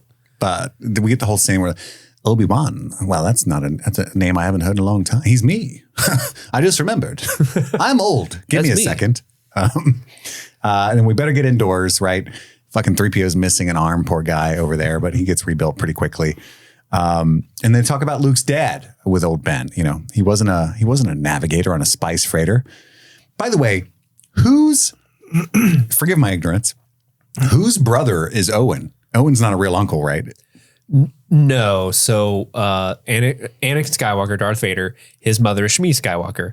Anakin Skywalker goes off to join the Jedi Knights at the end of episode 1. Shmi Skywalker gets out of her slavery debt to Watto and marries a guy named Klieg Lars, who already has a son named Owen. So he's like a step brother. Yeah. Step uncle. He's step uncle. Yeah. But He's like the guy who showed you the tape. Oh my God. I got to see if he's a skeleton outside his house. You said you haven't seen him in 20 years. Oh, shit. He's just laying there on fire outside of his boat. He almost waded to the water. Shit. Oh my God. I got to make some calls. And this scene is funny to me because he's just like, here's a fucking lightsaber, kid. You know, like, Don't chop your arm off. yeah, that's a dangerous thing to just hand a kid. But he's like, here, it's really awesome. Gives it to him. And then he says Vader killed his father. He teaches him a little bit about the Force. It penetrates us. Don't make it weird. And then he gets the whole message from Leia to play. And it's, you know, you need to deliver this droid to Alderaan. And he's like, Luke, we should hang out. You should come with me to Alderaan. And Luke says, I can't go. I'll take you as far as Mos Eisley or whatever, but you're honestly a weird old dude. You know, when I met you, you went, We just met and now you're asking me to go to another planet. I just think it's interesting plot-wise that like Ben's been nearby the whole time. We now know, but was not the intention at the time, that he was on the planet watching Luke, right? Yeah. Or maybe it was the intention at the time. I don't know. And he just, I guess he didn't wander by. He chose that moment. But all of a sudden, he thinks it's so important to train Luke and get him involved. Well, if you'd watched the Obi-Wan series, you would know that Obi-Wan wanted to train him, but Owen was being a hard ass and wouldn't let him on his property. I would watch it, except that it's unwatchable. I tried. No, I'm with you, Chris. I'm with you I on that fucking one. tried, man. I watched You're not 3 missing much episodes. on that one. And then, so at this point, I think it's funny to him. Well, we cut back to the Death Star. The Rebel Alliance is too well equipped. What does that mean? They're living in trees and shit. But Well, they've got a whole base. yeah, they do, but not on Dantooine. No, It's on Yavin 4. Tavis. Yavin. Yavin 4. Travis. Travis. They're It's on Travis. The planet Travis. Oh no. They're at my house. I got pizza. eliminate this Travis. Order 66 more pizzas. Am I And the right? Death Star at the Travis system. This episode was sponsored by BetterHelp. Folks, it's 2024. What does everybody do in the new year? They make resolutions. They set goals. How about we don't do that? I mean, you can. It's obviously nice to have goals, but it's also a good exercise to focus on things that you like about yourself. You know, not making all those high pressure goals that you might fail at and just feel worse. You can set smaller goals. And I think therapy can be a good way to access things that you enjoy about your life and focusing on the positive, the gratitude. And BetterHelp is a good way to do that. If you've never given BetterHelp a try, it's therapy that's entirely online. You can do it all from your home and access a therapist by filling out a questionnaire. And if you end up not liking that therapist, you can switch. Again, along with the theme of this ad, no pressure whatsoever. They're not going to have their feelings hurt by it. So if you're thinking of starting therapy, give BetterHelp a try. Celebrate the progress you've already made. Visit BetterHelp.com/streamingthings today to get 10% off your first month. That's BetterHelp, HELP.com/streamingthings.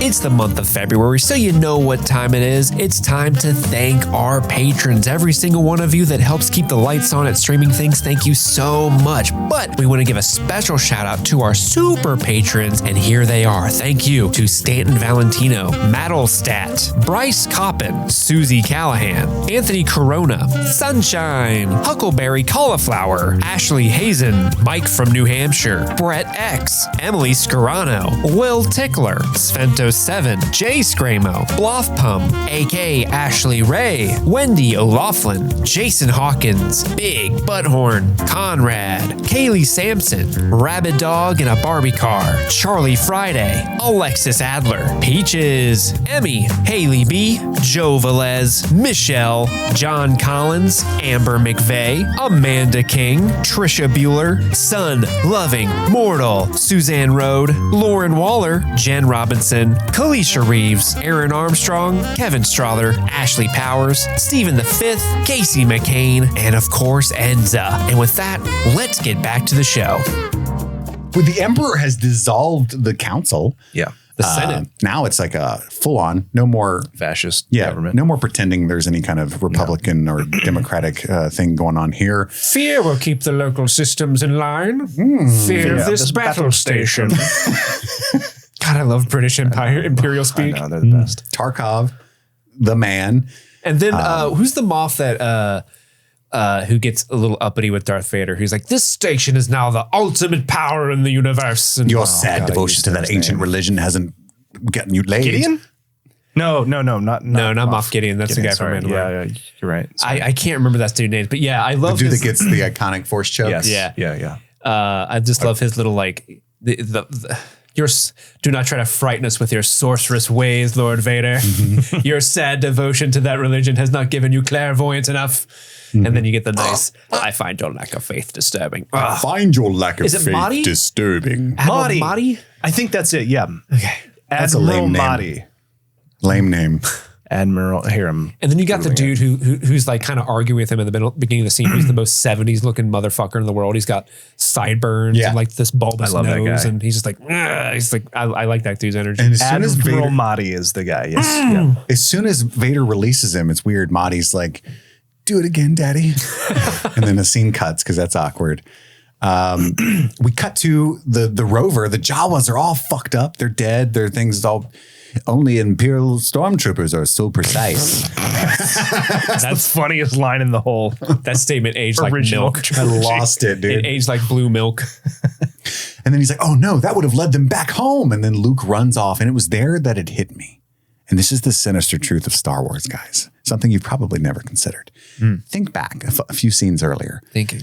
Ben Kenobi is adamant that Luke join him on his journey. He's like, it's so important. I know it's your fate. It's for the fate of the universe. Everything hinges upon it. It's so important, in fact, that it's more important than the lives of two humans and a bunch of Jawas.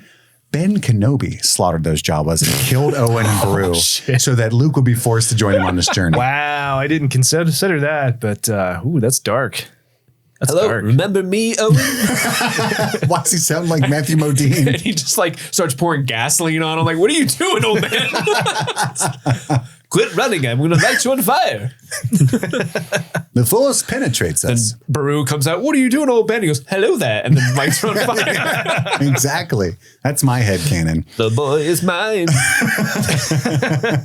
So yeah, Luke runs off. His house is on fire. His family are just literally skeletons laying outside. And he's like, his direction was, Look sad, but not that sad. dang. Like, Look sad, but also like kind of thrilled about the fact that you get to go live your life now. yeah. Yeah. So he goes back and then he's just like, Okay. but we get the screeching of the TIE fighters. It's so cool. And that goofy ass torture droid that always kills me. It's just got like the one needle. Yeah. Oh, I used to have nightmares about that thing. Really? Yes. It scared me because I was like, it doesn't feel like it could torture you forever and it wouldn't like stop because it has no sense of all it's going to do is give you vaccines. Oh no, it's going to chip you. That torture device is a conservative nightmare. 5G. Get away from me, Bill Gates bot. Yeah. So then when Luke rolls back to Obi-Wan and he's like, they're skeletons, bro. And 3PO, this is what I was talking about earlier. It's so fucking weird. If you look in the foreground, because I've always focused on Luke, what I imagine is like weeping to the he's clothes. just unceremoniously dropping Jawas on a fire. You know, he's like, told you I'd get you, little fuck stick. Didn't know I'd get old Ben to come murder your bitch asses, did you? Looks like the gold droid came back on top. Suck it. Yeah, it's kind of wild. My note, wait, did Obi-Wan kill the Jawas and his aunt and uncle? And then we get the Mos Eisley, a more wretched hive of scum and villainy. No one ever Classic found line. It is a wretched hive. Classic line. We must be cautious. And we get the fucking... Or we must use caution. Use caution. Another wizard. We get the Jedi mind tricks, right? These are not the droids you're looking for. Oh yeah, classic. I hate all the special edition stuff. I assume we watched the special editions on. Chris, what edition did you So watch? here, I should have talked about this. I watched, you'll know when I say this. I watched the best version, which is the McClunky version. cut. Okay. McClunky. Accidentally. I own, not to brag, but I own the 4K box set. I didn't bother getting it off my shelf because I just Apple TV'd it. It was right there. Sure. It didn't occur to me until I was halfway through that with this particular movie, it matters a great deal.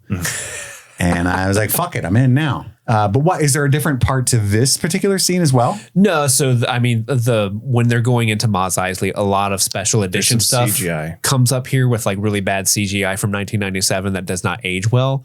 And so this is the kind of stuff that I'm not like, ugh, I kind of hate There's like a I didn't Ronto get that the, like a Jawa falls off the saddle of and like does like a swingy move because it's funny. Yeah, and I didn't get that. There's like there's some cool CGI, like spaceships and stuff. Like there's like a land speeder. I think the Ronto's the only thing that I didn't get the thing I hate the bar most- singer lady.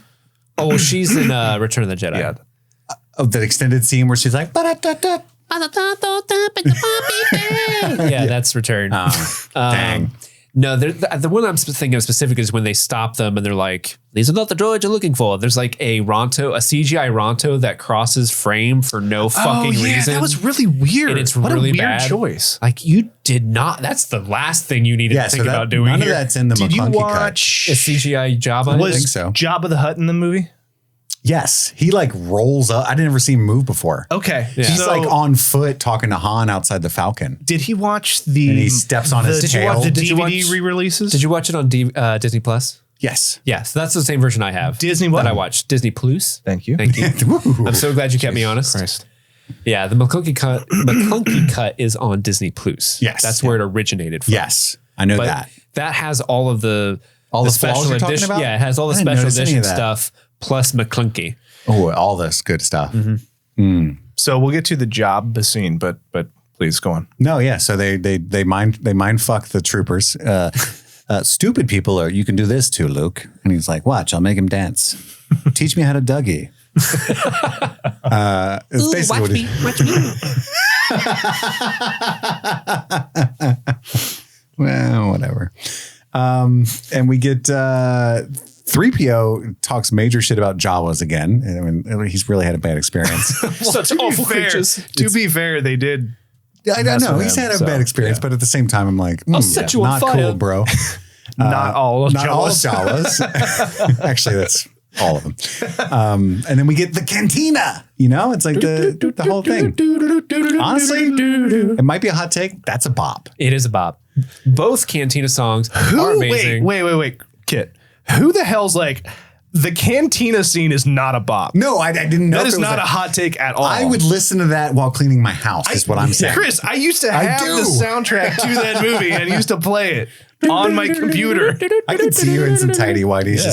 Kit, do you know what that style of music is canonically called in Star Wars? Oh, shit, I forgot about this. No. Do you want to take a guess? No.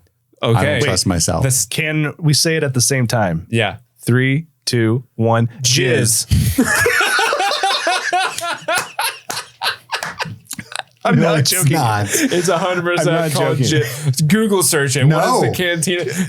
No. It's in my history jizz. already. Didn't they recently rename it? No, because I actually did the same joke to Erica when we watched it together, and it popped right up as Jizz. Yeah. No, but I think Disney did attempt to rename that. Maybe. Cantina music genre. It's It traditional. just comes to Jizz still. Yeah, I'm not seeing. I'm not seeing anything that says that a it's something genre of different. space jazz is actually called jizz. Oh, hold on.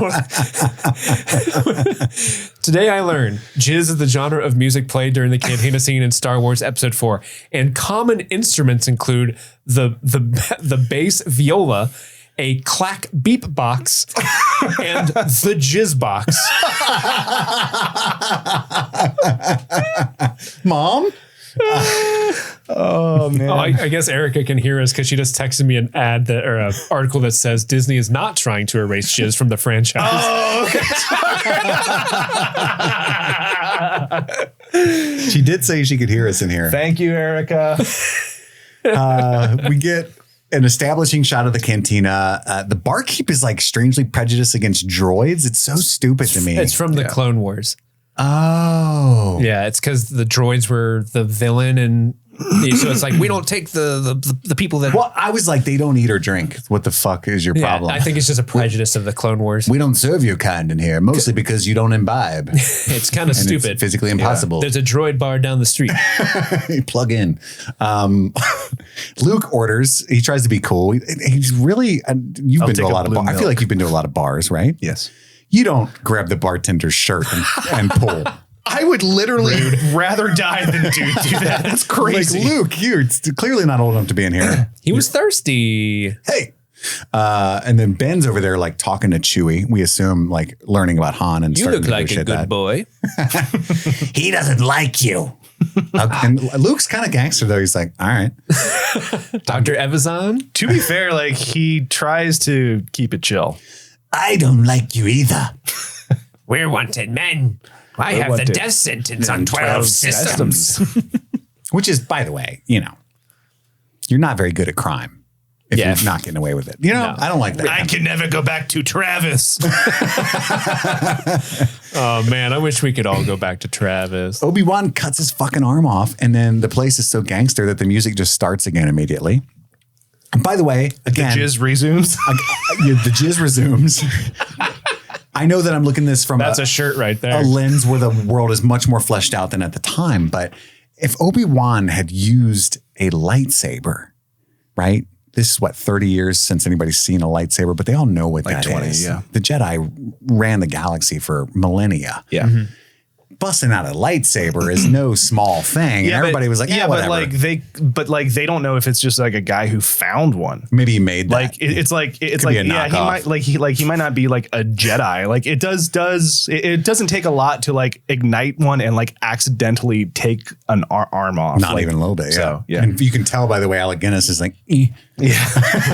They hadn't like figured out the art of the saber yet. Oh, I can't wait till we get to the lightsaber fight later on. I got words.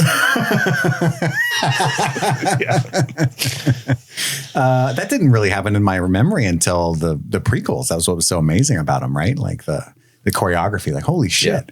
Yeah. I mean, it got better by the end of the trilogy. I'll never forget the Return Darth of the Maul Jedi fight is- where Kenobi like blocks his other one. Yeah. Backwards, forwards, yeah. Gives me chills. And in Empire as well, like they have a pretty good fight. Yeah, they do. They get better and better, but this one is the I weakest. can't wait to rewatch Empire. Everybody's favorite for the most part. It's been a long time. But yeah, so he cuts his fucking arm off. The jizz starts back up, and where are we getting here? Where are we at here? They meet Han Solo. They meet Han. That's where we all meet Han for the first time. He made the Kessel Run in less than 12 parsecs, which is impressive. You haven't heard of the Millennium Falcon? He talks about something, a Carillion. I made note of some other Corellia. planets again. So Corellia is a planet. Corellia is from his there, planet, yeah. That's where he's from? Yep. Interesting. We might see that planet later. Obi-Wan has to be the worst negotiator I've ever seen in my life. Han says, Facts. it'll cost you 10,000 for me to do that. Luke's like, fuck that. I could fly it myself. We could buy a ship for that. Let me answer the man. I'll handle it. 17. The only way that that's gangster is if he doesn't actually have any money. I don't think he And does. he's like, don't worry, son. He doesn't have any money because I'll give you $1 bajillion. he has Luke sell his speeder so they can give him the 2,000 because he's just assuming that when they get to Alderaan, I guess Bail Organa would give him the money because he's like the king of Alderaan. He's my homie. He's loaded. Yeah. Yeah. I'll be honest. I haven't showered in 40 years. I'm ripe. So then the troopers come investigating the arm thing. Han tells Chewie to get the ship ready. He's super excited about this, but then Greedo shows up. And we find out he's mad because he was smuggling for Jabba. He dumped the shipment because he got assailed. Bom chilale. So he's just like a bounty hunter working for Jabba. And we get the iconic 1-year-old McClunky. Donkey. Which is the worst adjustment to make, and it's for no reason. They did it unceremoniously. This is the most overly adjusted scene in Star Wars, and every time they adjust it, they make it worse. It was already perfect because it's awesome that Han's the kind of person who would shoot first. Yeah, this is you might have heard of the classic like Han shot first. It's because in the original trilogy, Han just shoots Greedo, and it's supposed to be the start of a guy's character arc who is outside the law. He's a little bit of a rogue, but by the end of the trilogy, he's a hero. And Makes more sense. But when they redid the movies in '97 in the special edition, they were like, "Oh, Han's a good guy. He can't shoot the Greedo." And so they had this weird thing where he digitally like shook his head away, so the laser bolt. Like Greedo shoots first and he dodged it, but then he shoots Greedo. Yeah. It's so bad. And It's not even that bad of it's not even that villainous that he would shoot Greedo first. It's like you're putting logic together that he's probably going to kill you. I don't have any money. He's here to get money. Greedo might as well have been counting down from 5. Like, Yeah. I'm going to shoot you when I get to 1. Okay. So the who shot first debate's not actually a debate. It's verifiable that Han shot first in the original cut, right? Right. Yeah. Yes. I actually read today, which Today? was super weird. There's and I don't know if this is real or not, but I guess if, so Marcia did the edits to the original theatrical cut. Yes.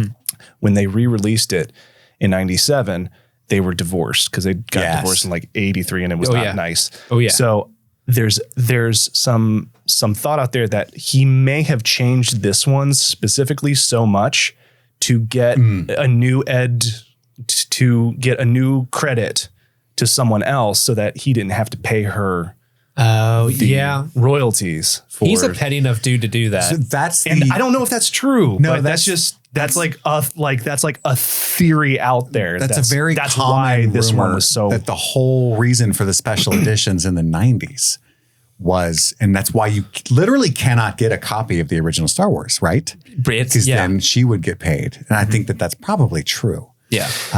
Like I always he thought- not only created the special editions, but eradicated the other ones. So, well, the official line is he saw Jurassic Park and he's like, I got to go back and like CGI up my vision.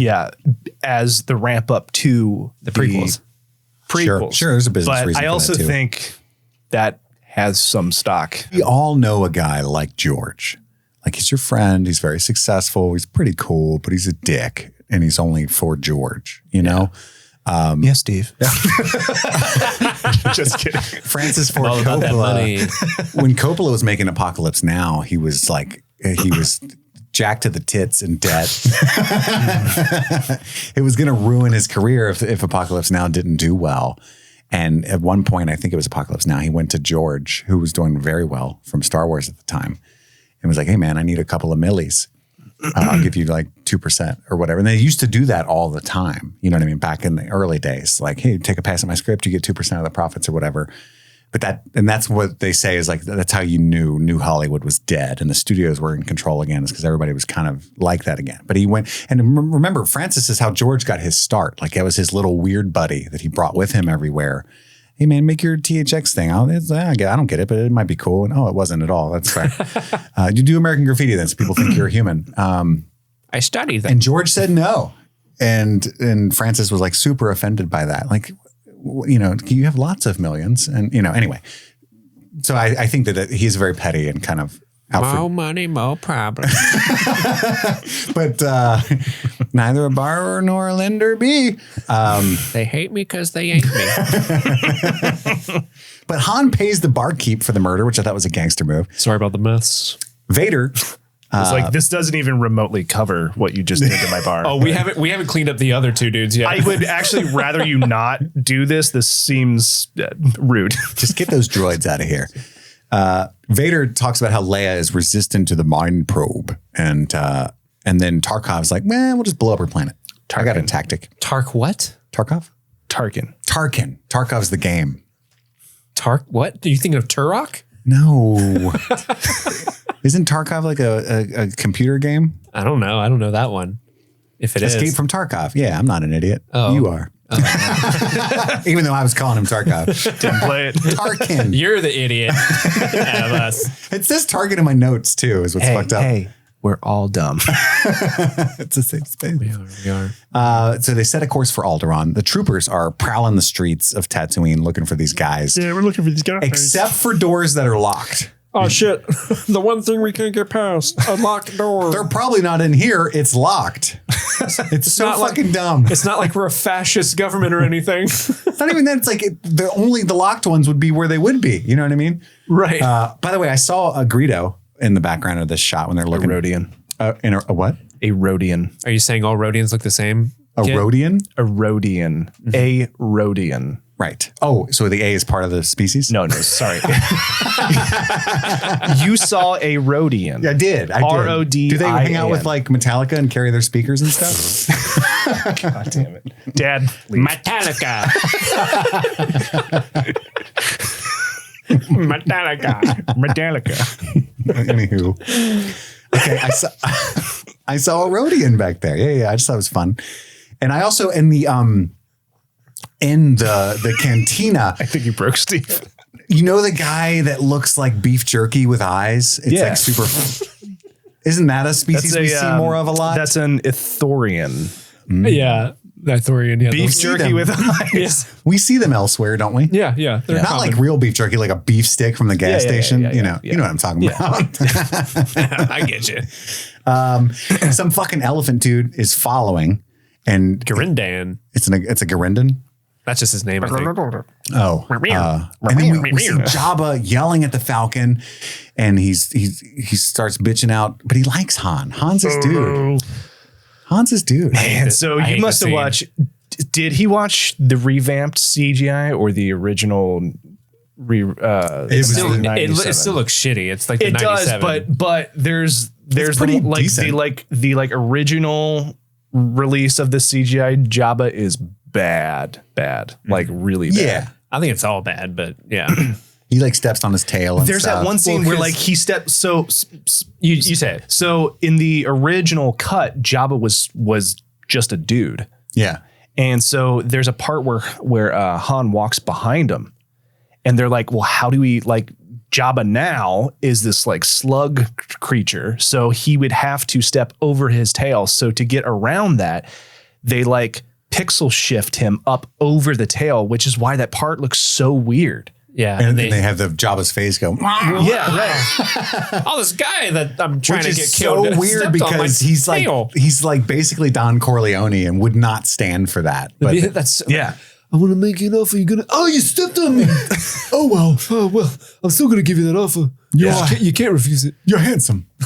I'm not gonna lie. God damn it! I love you. I got my Bernie comes out when I do any voice like that. 1%ers. Han, you gotta help me out here. I'm trying to do it for the people. Listen, it's bad business if you drop Imperial shipments anytime you see the Empire come by. Okay, I'm a businessman and I need to be reliable. I need reliable men. Wait till you meet this guy Greedo. His last name's McClunky. McClunky. McClunky. He says it every time he shoots. It's like a Pokemon thing. I don't know. So yeah, Jabba invents up. He's like, oh, okay, you'll pay me extra 15%. I'll let you go. We see fucking Boba Fett there. That's neat. I thought it was neat. I just love the because that wasn't in the original cut. I was saying, was Boba Fett in the first movie ever? No, he was so popular from Empire and Return of the Jedi when they did the special editions. They had that scene This with must Jabba. be the first time I've seen this version because I'm thinking, I didn't remember Boba Fett being in the first one. He wasn't. This was definitely something they filmed after the fact and just threw in like, remember? I remember Boba Fett. Remember? A member berry reference. The Elephant Man's still watching. He's still watching Luke. And then he snitches, and we can presume that he calls the Empire there. Luke says the Falcon looks like shit, and Han like knows it does. He's like, wait till you see it in action now. Yeah.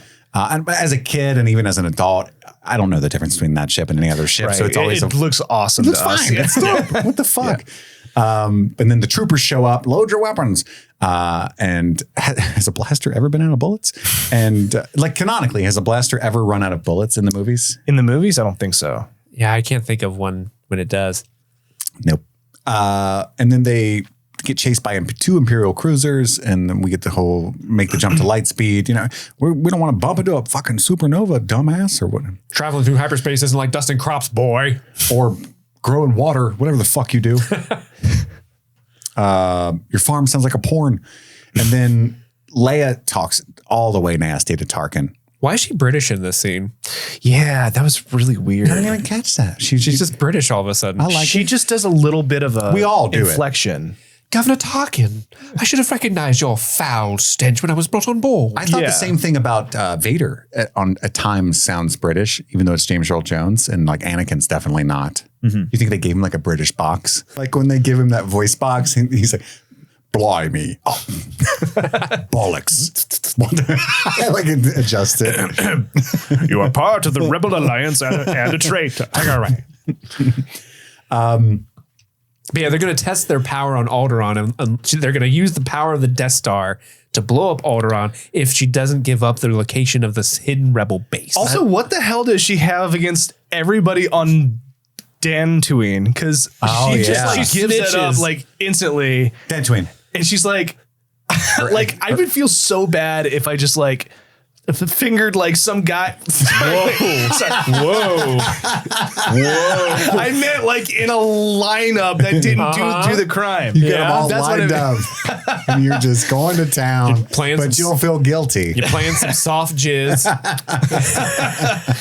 I mean, like if I falsely accused somebody of a crime and they went to jail, like that's essentially what she's doing right now. You can't do the time. Don't do the crime.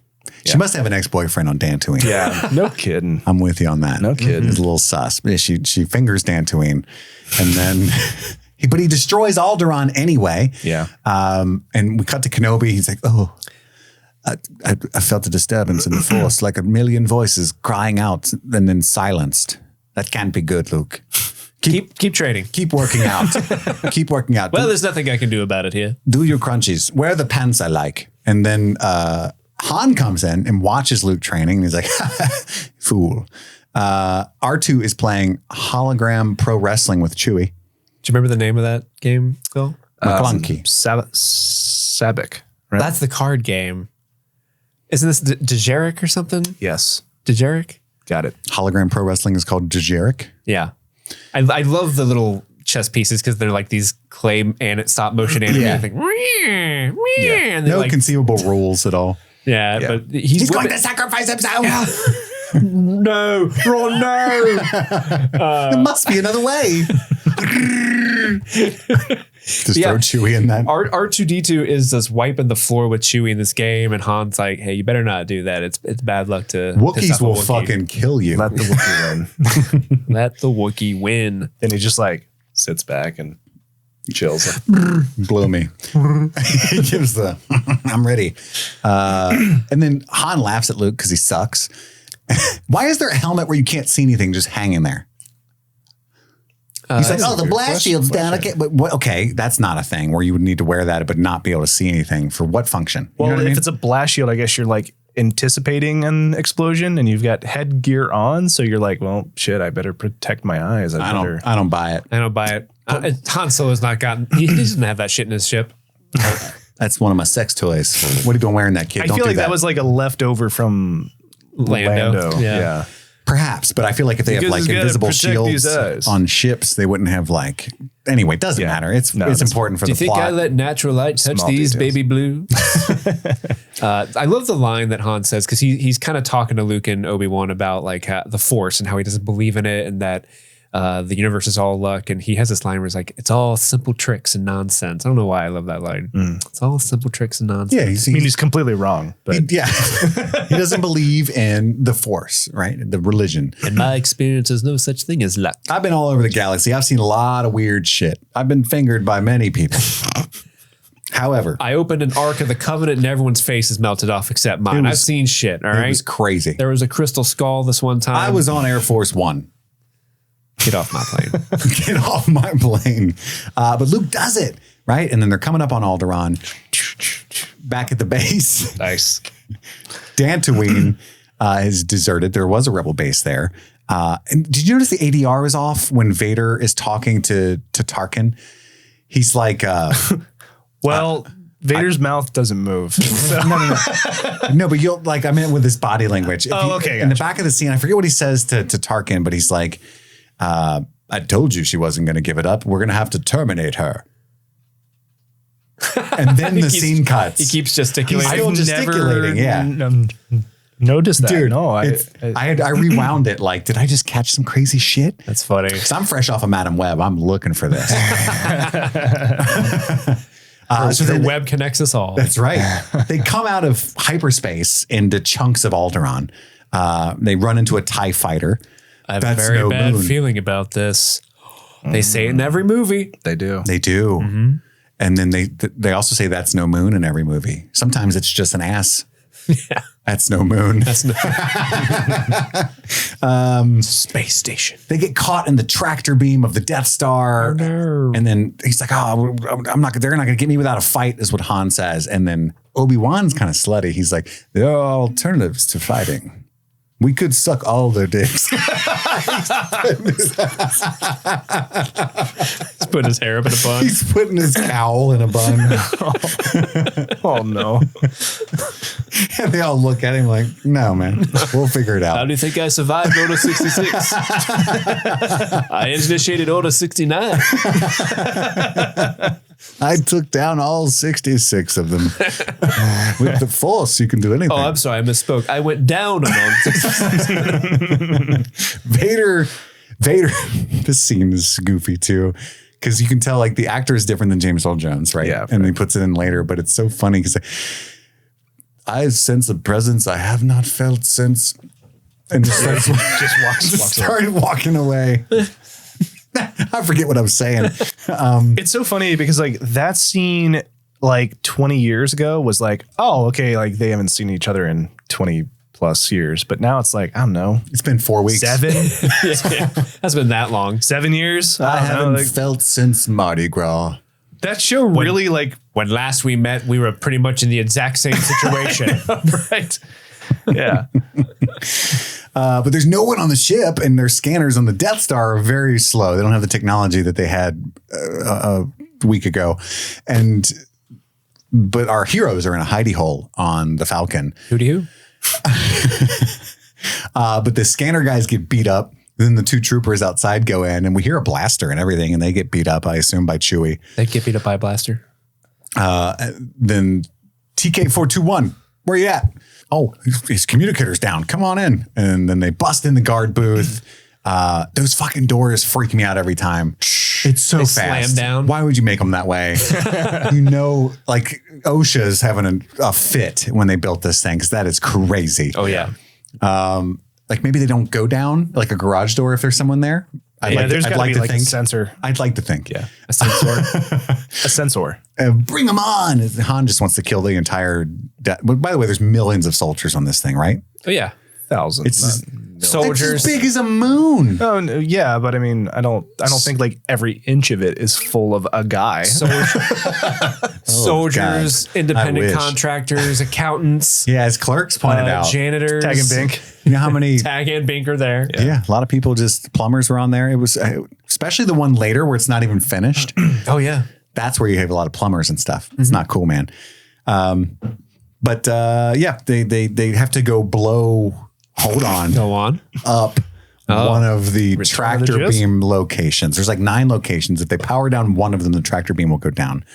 But then like Obi-Wan can sense Vader, I assume. This is where I'm going to pretend to die. I'm going to be really dramatic. I'm a drama queen. Luke, you stay here and get real sad in a little bit. What? Oh, nothing. I'm gonna creep around the hallways of the Death Star like I'm in a Scooby-Doo cartoon. Dude, every time they cut to Ben Kenobi, I'm like, I don't like this. He's just Alec Guinness. What if he's kept scaring troopers going, I want that cut. oh my God. Doesn't he? Is this the part where he basically uses the force push to make a noise? To like tap on the side of the do wall. That? Yeah, and they like wander off to go. It's like the original and Metal Gear that's how Solid. he goes around. Yeah, when he powers down the tractor beam, that's exactly it. Yeah, there's two troopers, and he just goes. He just does like a little thing with his noise. And I'm like, what was that? Must have been the wind. I just pictured, because I don't remember that from the way I just pictured it was him going. And the other guy going, did you just fart, Frank? Just Goes like,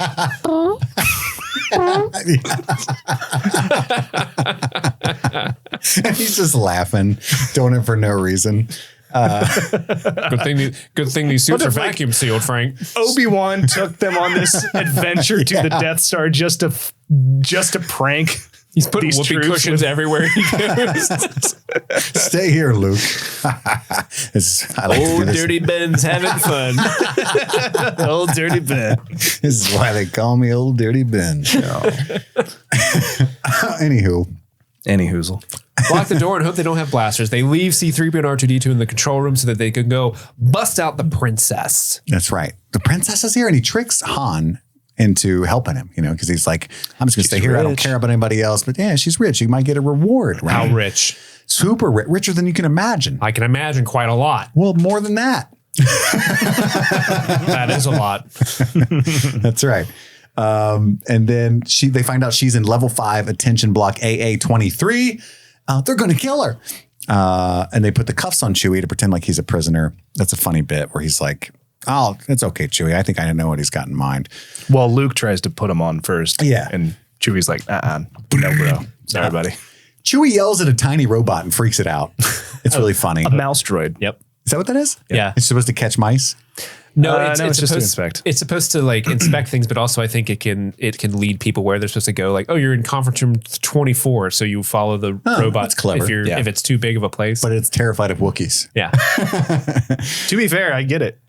I can't see a thing in this helmet, is what Luke says, which explains why they can't hit anything. Can't see shit. Mm. Yeah, right. Kenobi's just sneaking around. Then we go to cell block, Easter egg, cell block 1138. I caught it, Steve. Got it? Was this the first ever Easter egg?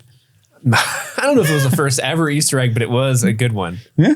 A reference to George Lucas's first film, THX I think the 1138. first one in this movie.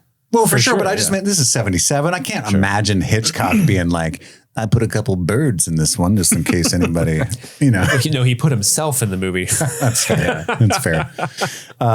They blast the whole area. They fucking kill everybody. Han is a terrible con man because when he tries to like cover as a guard, I love it. It's really funny. He's like, no, we're good. We're good. No, we're fine now. No, how are you? How are you? There's been a reactor leak here, and then he just boring shoots conversation it. way. Luke, we're gonna have company. Luke finds Leia immediately. I don't know why she's laying there like a pinna. I mean, I know why. She was probably asleep, and then he walked in, and she's like, They had her. They're like, we want you to be real sexy when you're laying I mean, here. that cell block doesn't look like it has good lumbar support. If we're being that's true. honest, it's just a slab. You look a little true. short for a stormtrooper. What? Oh, the helmet. I love how geeky Luke Skywalker is. You ever heard jizz? Well, yeah. great. I'm here with Ben Kenobi. And then she jumps up, right? We cut to Vader telling Tarkin that he feels Kenobi. Tarkov. He feels Kenobi's tremor in the Force. And Tarkin argues with him like, there's no way Ben Kenobi's here. Oh, shit, he probably is, actually. He must be like 1,000 years old now. Escape is not his plan. What is it? Kenobi's being sneaky again. The troops blast into cell block AA-23. Luke asks 3PO for alternate routes out of there because there isn't one. And then Leia finds her own fucking way. She's like, oh, go down the trash chute. Hell yeah. Needle dick bitches. And Princess Leia. She's doing the work a man can't. Fucking love her. we get the job done. That's a Hamilton reference. Troops show up to... Is she an immigrant? Troops show up to the droids room, and there's some pew pew, and they're pounding on the door, and 3PO's like, "Oh my heavens!" And then Leia jumps to the garbage chute. They all go down the garbage chute, and the blast like bounces around everywhere when Han shoots. It's magnetically sealed. You fucking idiot! Why is there a monster in the garbage chute when it squishes everything? It squishes everything, and then the monster eats it. But here's my theory. George is like, Okay, so they're gonna go down to the trash, but we're gonna have a monster because I want the monster to eat the trash. I want a monster. This is the most Indiana Jones shit in Star Wars ever. absolutely. I was watching Sesame Street earlier, and I got an idea. There's this little green misunderstood guy. It's a grouchy monster that lives in the garbage. I really saw myself in him. Do you know what that monster's called? Jizz. Tarkov. No, it's called a Dianoga. A Dianoga. A Dianoga. Not a Rhodian. Yeah. Not a... Dianoga. Yeah. A Dianoga. So I realized, though, because it lets Luke go when the compactor starts. So it must have a way like out of the compact area. Yeah. Which they could have swam. Or maybe it just gets super flat. It's like a planarian worm or something. Oh, it's like a clinarian worm. Fuck. Yeah. I say a real thing and I get dragged. I didn't. When I said that, under no impression that was a real thing, by the way. But the thing grabs Luke and then it flees because the compactor's coming on. 3PO's fucking hiding in the closet with R2. 3PO. They immediately find them, but they're dumb as shit. And they're like, oh, hello, droids. We thought there was somebody shady in here. Did you catch this moment where the door comes up? Right. And They're the making out troopers in there? are coming into the room. One of the troopers hits his head on the door. I mean, It's the funniest. It makes a sound too. It makes a noise and everything. Take over. It's one of those things where when it was finally pointed out to me, it's like, how did I not ever notice that? Never noticed that. It makes a noise. It's clear as day. And he just. Do you remember the first time we saw that? We were at your house. Oh yeah, we wound and we it were like watching 10 it times, and we were laughing so hard because we're like, how did we never notice this? Yeah. Back in the day, you didn't have internet to point things out. That's true. Yeah, like we never caught it, but it makes you had a no sound. one to tell. What are you going to do? Call your other friend? Right. Dude, put in the tape. It was so funny. Yeah, you go to your rotary phone. You're like 5, 1. Never mind. They find the droids immediately, and then they don't care that they're droids. They're probably the ones that they're looking for because these are not the droids you're looking for. And then they all leave except for one. He's like, stand guard. Because 3PO tricks him, and then he tells him. I like how they're like, yeah, stand guard. And C-3PO's like, oh, hey, we want to leave. Is that okay? Yeah. All right. All right. What could go wrong?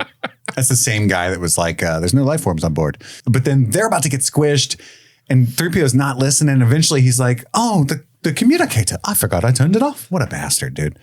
That dude sucks. He turns it on. They're about to die. Shut down the garbage mashers. That's the only name for these we could think of because they mash garbage. I do love the joke, though, that when they're celebrating uproariously, he's they're dying ought to. It's all my fault. So silly. So good. Then we get more silly, sneaky Obi-Wan. They're never going to catch me. Doing that all over the ship. He starts like shutting down the reactor. Meanwhile, Han is arguing with Leia. And the whole convo between the troopers is funny to me. Did you see that VT-16? Oh, that shit was fire, my guy. They're just like car bros. Yeah. A buddy of mine said he could get one. No way. No way. He said it. That's what What was that? What was that noise? Carl got it. It's your Alec Guinness laugh.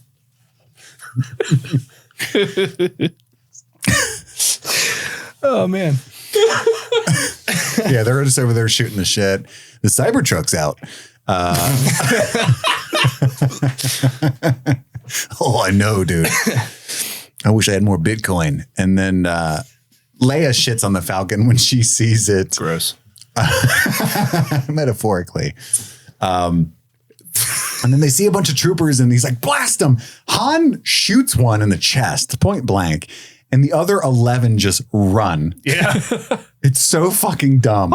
Yeah. Because they're guns. You know, they could. And he's like, ah. I like the scene. It's very chasing after him. It is very, it's another Indiana Jones type thing. Yeah. Because then when he gets in there, there's like 50 soldiers.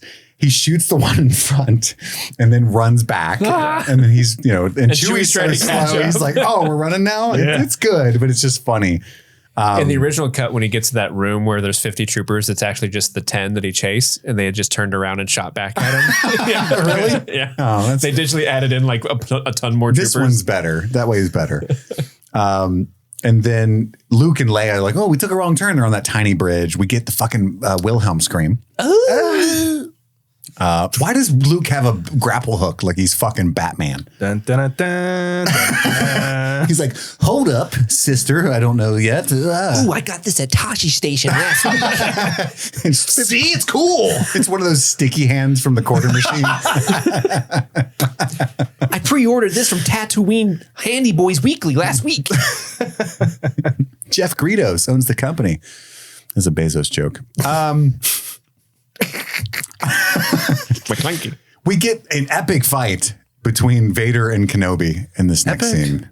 Epic. In my mind, it is, because it is not. And it makes me sad. Yeah, it's kind of. I mean, Obi-Wan's wearing They even have like more flaccid, thinner sabers back then. Well, because they were just rods, like the actual lightsabers themselves were just rods, so they had to like go back in and add the beam to it in post. So it's And they're pretty. so they're like, so there's a moment where there's light coming in from one side and you can see the shadow of the rod on the wall. Yeah. Oh, nice. Yeah. Because they're, And they were pretty, from what I understand, they were kind of flimsy too, so they couldn't really like go real hard on the fight. Could they anyway, though? I mean, it's not like Wasn't they're the Christopher original Lee here. one like a spinning mirrored blade of some sort to like create the illusion of light? And they're like, we can't I don't touch remember these that. together. Yeah, I don't remember. Don't touch the tips.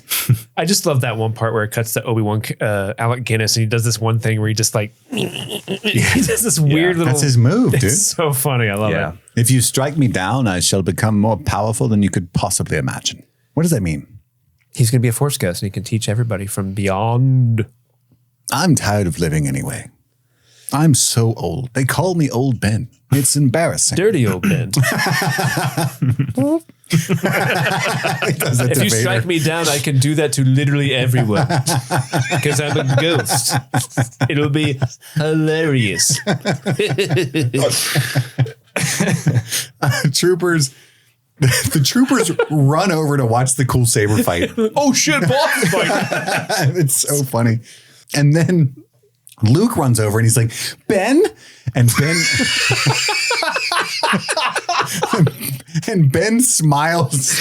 Ben looks over and smiles at him. And what I think he's thinking is he's going to be so sad. He's like, it's just what I planned for. I always thought he was like, this is going to be so cool. I'm about to become a laundry. He turns into a cloak. And then he does the run, Forrest, run. And we get everybody running onto the Falcon. I love that they have to back out of the bay. It's hilarious to me. Beep, beep, beep. But It's they rare do to see get a away. spaceship back up. Yeah. Luke and the droids are very sad about it, but nobody else really. Luke is way more sad about Ben than he is his own aunt and uncle. So much It's crazy. A dude he met that morning. so much more sad. We get the Falcon Can't versus. believe he's gone. He was cool. He was going to teach me how to use the lightsaber. He kept making farting noises everywhere. It was hilarious. We get the Falcon versus the TIE fighters. They take them out, but Vader put a homing beacon on their ship, and it was all part of the plan. How must it feel to be the 2 Imperial employees that he sent to die on purpose just to make it look real that they were getting away? Fuck those guys, right?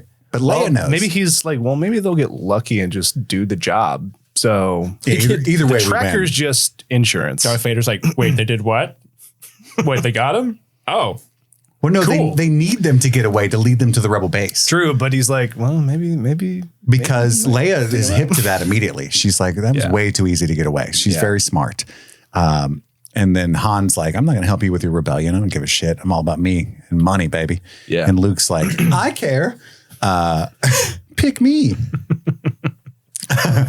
And there's this really funny scene where he's like, what do you think of her, Han? Like, because he knows he's a threat, in the man arena. And Han's like, I don't think of her at all. And he's like, good.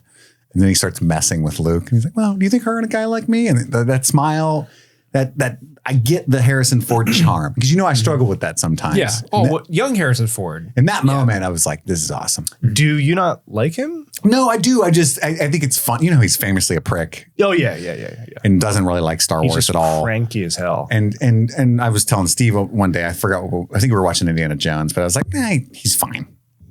Yeah. He's Sorry. fine. I bopped the mic. Sorry. Mike Bopper. Mike Bobber. Bopper. We all point and scream it. And then Bop it, twist it, pull it. don't do it. It does something to me. Yeah, so that's cool. In that moment, Harrison Ford's awesome. The little targeting system on the Millennium Falcon's turrets. I love that. We were at I forget which celebration it was. Dave and Buster's. The 2010 or the 2012 celebration in Orlando. Yeah. And we're on the convention floor. And I see this guy walking around. He's got a red shirt, but it's got that little targeting graphic on his shirt.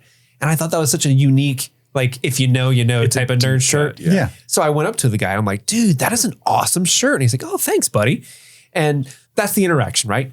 4 hours later, I'm sitting in a panel for Robot Chicken because they're doing their Star Wars specials. And Seth Green and a couple of other guys come out and they're like, let's bring some of the other people out from Robot Chicken. That dude walks out. It's Joey Fatone from NSYNC. Yeah. Oh, thanks, buddy. Yeah. He had an exclusive shirt made only for him. And then when he left, he went, bye, bye, bye. And you didn't notice. No. Do you remember when we were at the first celebration in 2010? Neil Armstrong died when we were there. Yeah, I do remember that now. Yeah. That's sad. Yeah. Way to bring us down. Sorry. We're having a good time. Do you remember in 2001, Steve? I think it was in the fall.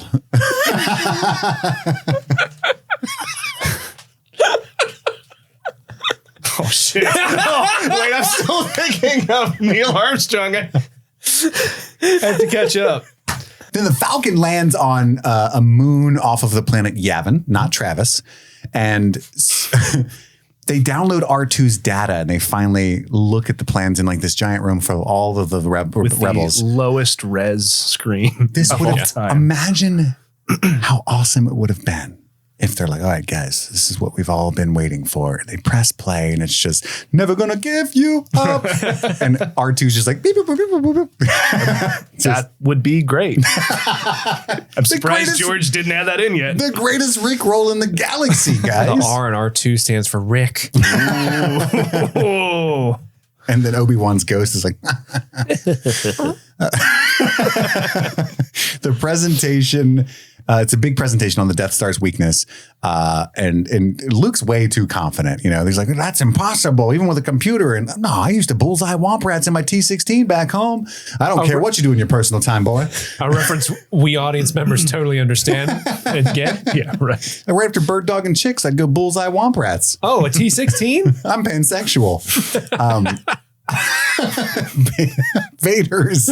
Vader's getting a chub at the idea of ending the rebellion. He's with Tarkin and he's like, I could kill Obi-Wan and the rebellion in one day. I'm gonna shoot. Keep it in your pants, Vader. I'm gonna do them like I did the Tuscans. And then the rebels. The rebels suit up. Han's leaving with his reward. He's got a soft spot though, because you can tell he's like, you should come with me, kid. You're useful in a fight. Like he doesn't want him to die, you know, but he believes that like his self-preservation is kicking in. And he's like, nah, you suck. Take care of yourself, Han. And then Han's like, may the force be with you. You know, A little bit of respect. he doesn't even like that shit, but he's just trying to be, you know, he's a good guy. Chewie feels bad though. You can tell Chewie's like, nah, we shouldn't be doing Chewie's this. giving Han that look like, You know, Chewie's the reason they turned around. Yeah. He gave him shit all the way home. Yeah. that stare he was giving Han in that moment did not stop for like 3 hours. And finally Han's like, fine, God. Yeah. Chewie's like, you're sleeping on the couch tonight, bud. But I like being a little spoon. Leia kisses Luke on the cheek and we meet Biggs, which we don't know who that is, but we gather he's a friend. Finest mustache in the galaxy. Come on, Luke, you're the best bush Biggs. pilot in the Outer Rim. Biggs Darklighter. Yeah. What a great name. That's his name. Stop. Biggs Darklighter. Just hanging in with Biggs, listening to Jizz, and then, you know, piloting the bush on the Outer Rim. Yeah. That's what we do. Yeah. Then we go there is a bullseye some womp Porkins. rats. There's a deleted scene that was meant to be earlier in the movie where it's Biggs before he goes off to join the academy, and that's how you're supposed to introduce to him way earlier in the movie. But they cut it because it fits nowhere in the beginning. They try to take R2 away from him. We can get you a better droid. This one's busted as shit. And he's like, nah, we've been to a lot together. We're bros. And then Luke hears Kenobi periodically throughout all this. Luke. There's a scene where he hears him later and he like touches his comm, like, hello? Hello? The X-Wings take off. X-Wings are fucking dope. They're never outdone in any of these movies. All the They're ships. so cool. I like some of the sleek ships that you see in the prequels. Yeah. Specifically the Naboo. Starfighter? Yeah. And then like Kenobi's ship later on is fucking awesome. Yeah, it's cool. Other than that, X-Wings dust everything. Jedi Starfighter. Is that what it is? Yeah. Hey, I'm learning. I'm here. That's what I'm here for. 15 minutes Like old Star Wars is like where like aerodynamics do not matter in space. So everything's going to be chunky and big and blocky. And I just love that. it. Like Yeah. it's so good. By the way, TIE Fighter stands for Twin Ion Engine. So proud of you. God damn. You like that? God, I want to make out right now. TIE Fighter.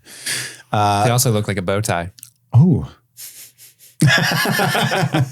It's 15 minutes until the Death Star's in firing range to Yavin and the moons. So that's how much time they have. Travis. We get the whole Red 5, Red 6, Red 11, but not in order, which bothers me. I'm Red like, what 5 standing by. What kind of military is this, right? Red 5 is Luke, by the way. And then there's Red Team and Gold Team. Red Leader, Gold Leader.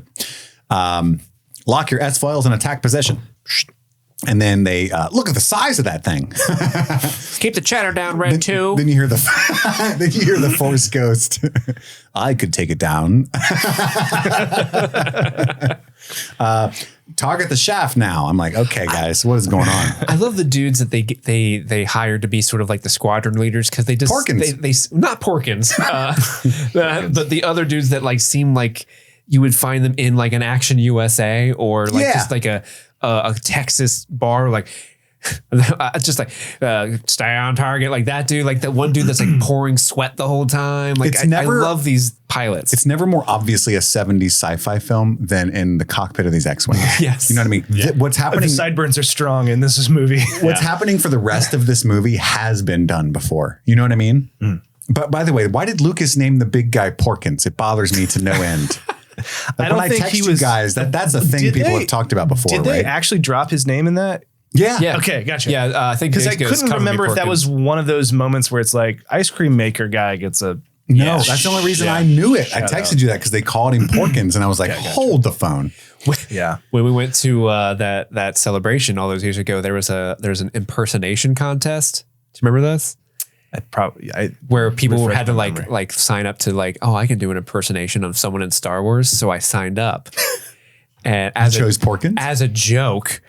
And I chose Porkins because I don't remember this. You don't remember this? No. Like I had a mic and everything in my hand. Was that the time when John took the mic and they snatched it back? No, but I remember that too. No, and I just mimicked Porkins dying. Like I'm Steve May. Hello. Pull up. I'm doing Jet Porkins. Is that his name? Yeah, Jack. I'm doing Jack Porkins. Got a huge laugh. Yeah. Amongst a very niche crowd. Amongst the nerds. Yeah. It slayed in that conference room. It really did. But yeah, they've got 30 rebel ships and they're so small, they're avoiding the turbo lasers. And the Vader's like, we have to go ship to ship, not tip to tip. Put it away, Carl. Cool. And then Obi-Wan's like, trust your feelings. Luke saves a guy. Vader heads out to get the broken off fighters, which I think is like Biggs, Wedge, and Luke. Yeah, he's going after the fighters that are breaking off from the main battle to do the trench run. Trench run. Luke got hit, but he's not bad. Wedge saves Luke. Vader's flying. X-Wings are using computers to lock on the target, but Vader's taking him out. The guy who plays Wedge, fun trivia fact, is the uncle of Ewan McGregor. Whoa! Yeah. Hello there. Yeah, Uncle Dennis. Dennis McGregor? I think the guy's last name, I think it's Dennis Lawson is the actor's name maybe, or Dennis something. I don't know. Because there's interviews of Ewan going like, Uncle Dennis was in Star Wars. It was pretty cool. And now I am. And my wife too. Hello there. Hello there. Who's his wife again? Hera from Ahsoka. Mary Elizabeth Winstead. Oh, yes. Don't call her Hera from Ahsoka ever again. That is Mary Elizabeth Winstead. Sorry. Jesus Christ. Hera. The Twi'lek, the green. Oh, yeah. Yeah. She's Ramona Flowers in Scott Pilgrim. Oh, that's right. Yeah. She was the hot alien. Oh. Yeah. Doesn't do it for you? No. Sorry. Maybe I'm a man of many tastes. Dude tries to get Tarkin to evacuate. And he's like, in a moment of triumph. What could happen? Literally. What could happen? Overestimate their chances. I love this little thing he does with his hands all the time. He always has like one hand like crossed and one hand up. Yeah. It's like, It's not as if our primary engineer hated us and would have installed some kind of tiny weakness to give to his friends. That's ridiculous. That's bullshit. Matt Mikkelsen would never. Dude misses a shot, and then the other dude crashes on the surface. I think, is it Porkins that's like, is that, But then the Tatooine boys roll in like it's Beggar's Canyon. Whoop, whoop. It's the sound of Tatooine. Wedge. Whoop, whoop. Wedge got hit. Sorry. Sorry. Biggs gets away though, right? No, Biggs gets shot down. Biggs gets fried. Yeah. And then Luke's using his computer, but the Kenobi's like, don't do that, Luke. You're being a bitch right now. And he's like, oh, okay. And Vader's, I wish they didn't say this, but Vader's like, the Force is strong with this one. I mean, he's just flying, man. That's my boy. I sense it. Strong as shit.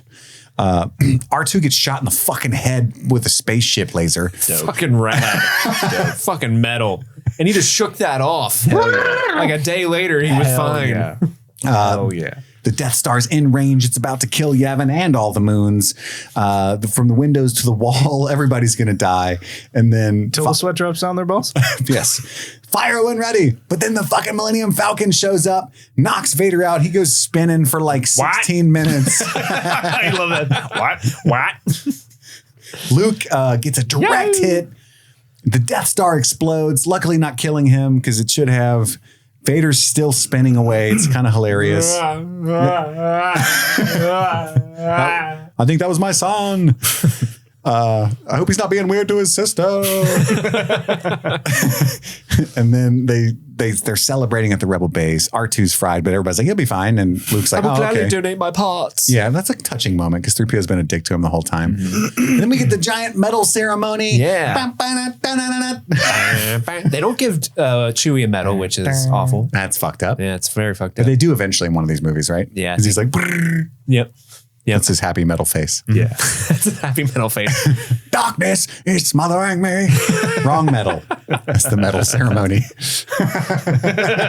Well, speaking of ceremony, we have our own ceremony to give for this movie. Do you guys have any medals? Now, what we're doing here is giving our own sort of little kudos to each We each individual get one movie. medal, right? One medal per movie, and it has to be you think this movie does this particular thing better than any of the other Star Wars movies. It's your medal to give. This is tough for me because I'm going on memory of a lot of other Star Wars movies that is very fuzzy. You can't take it backseat. No backseat. No backsies. Yeah. I have one. Do you want me to start? Yes, please. I'm giving the medal in the subject of best blooper to make it in a movie ever, and that is for the stormtrooper blasting his head on the door when they walk into the security office. It cracks me up every time. I'm always looking at it. If I'm ever watching it with someone who's never seen Star Wars, I do the Leonardo DiCaprio like thing because I just love it so much. It's also the Planet of the Apes thing. Ape together strong. What medals do you have to give to A New Hope?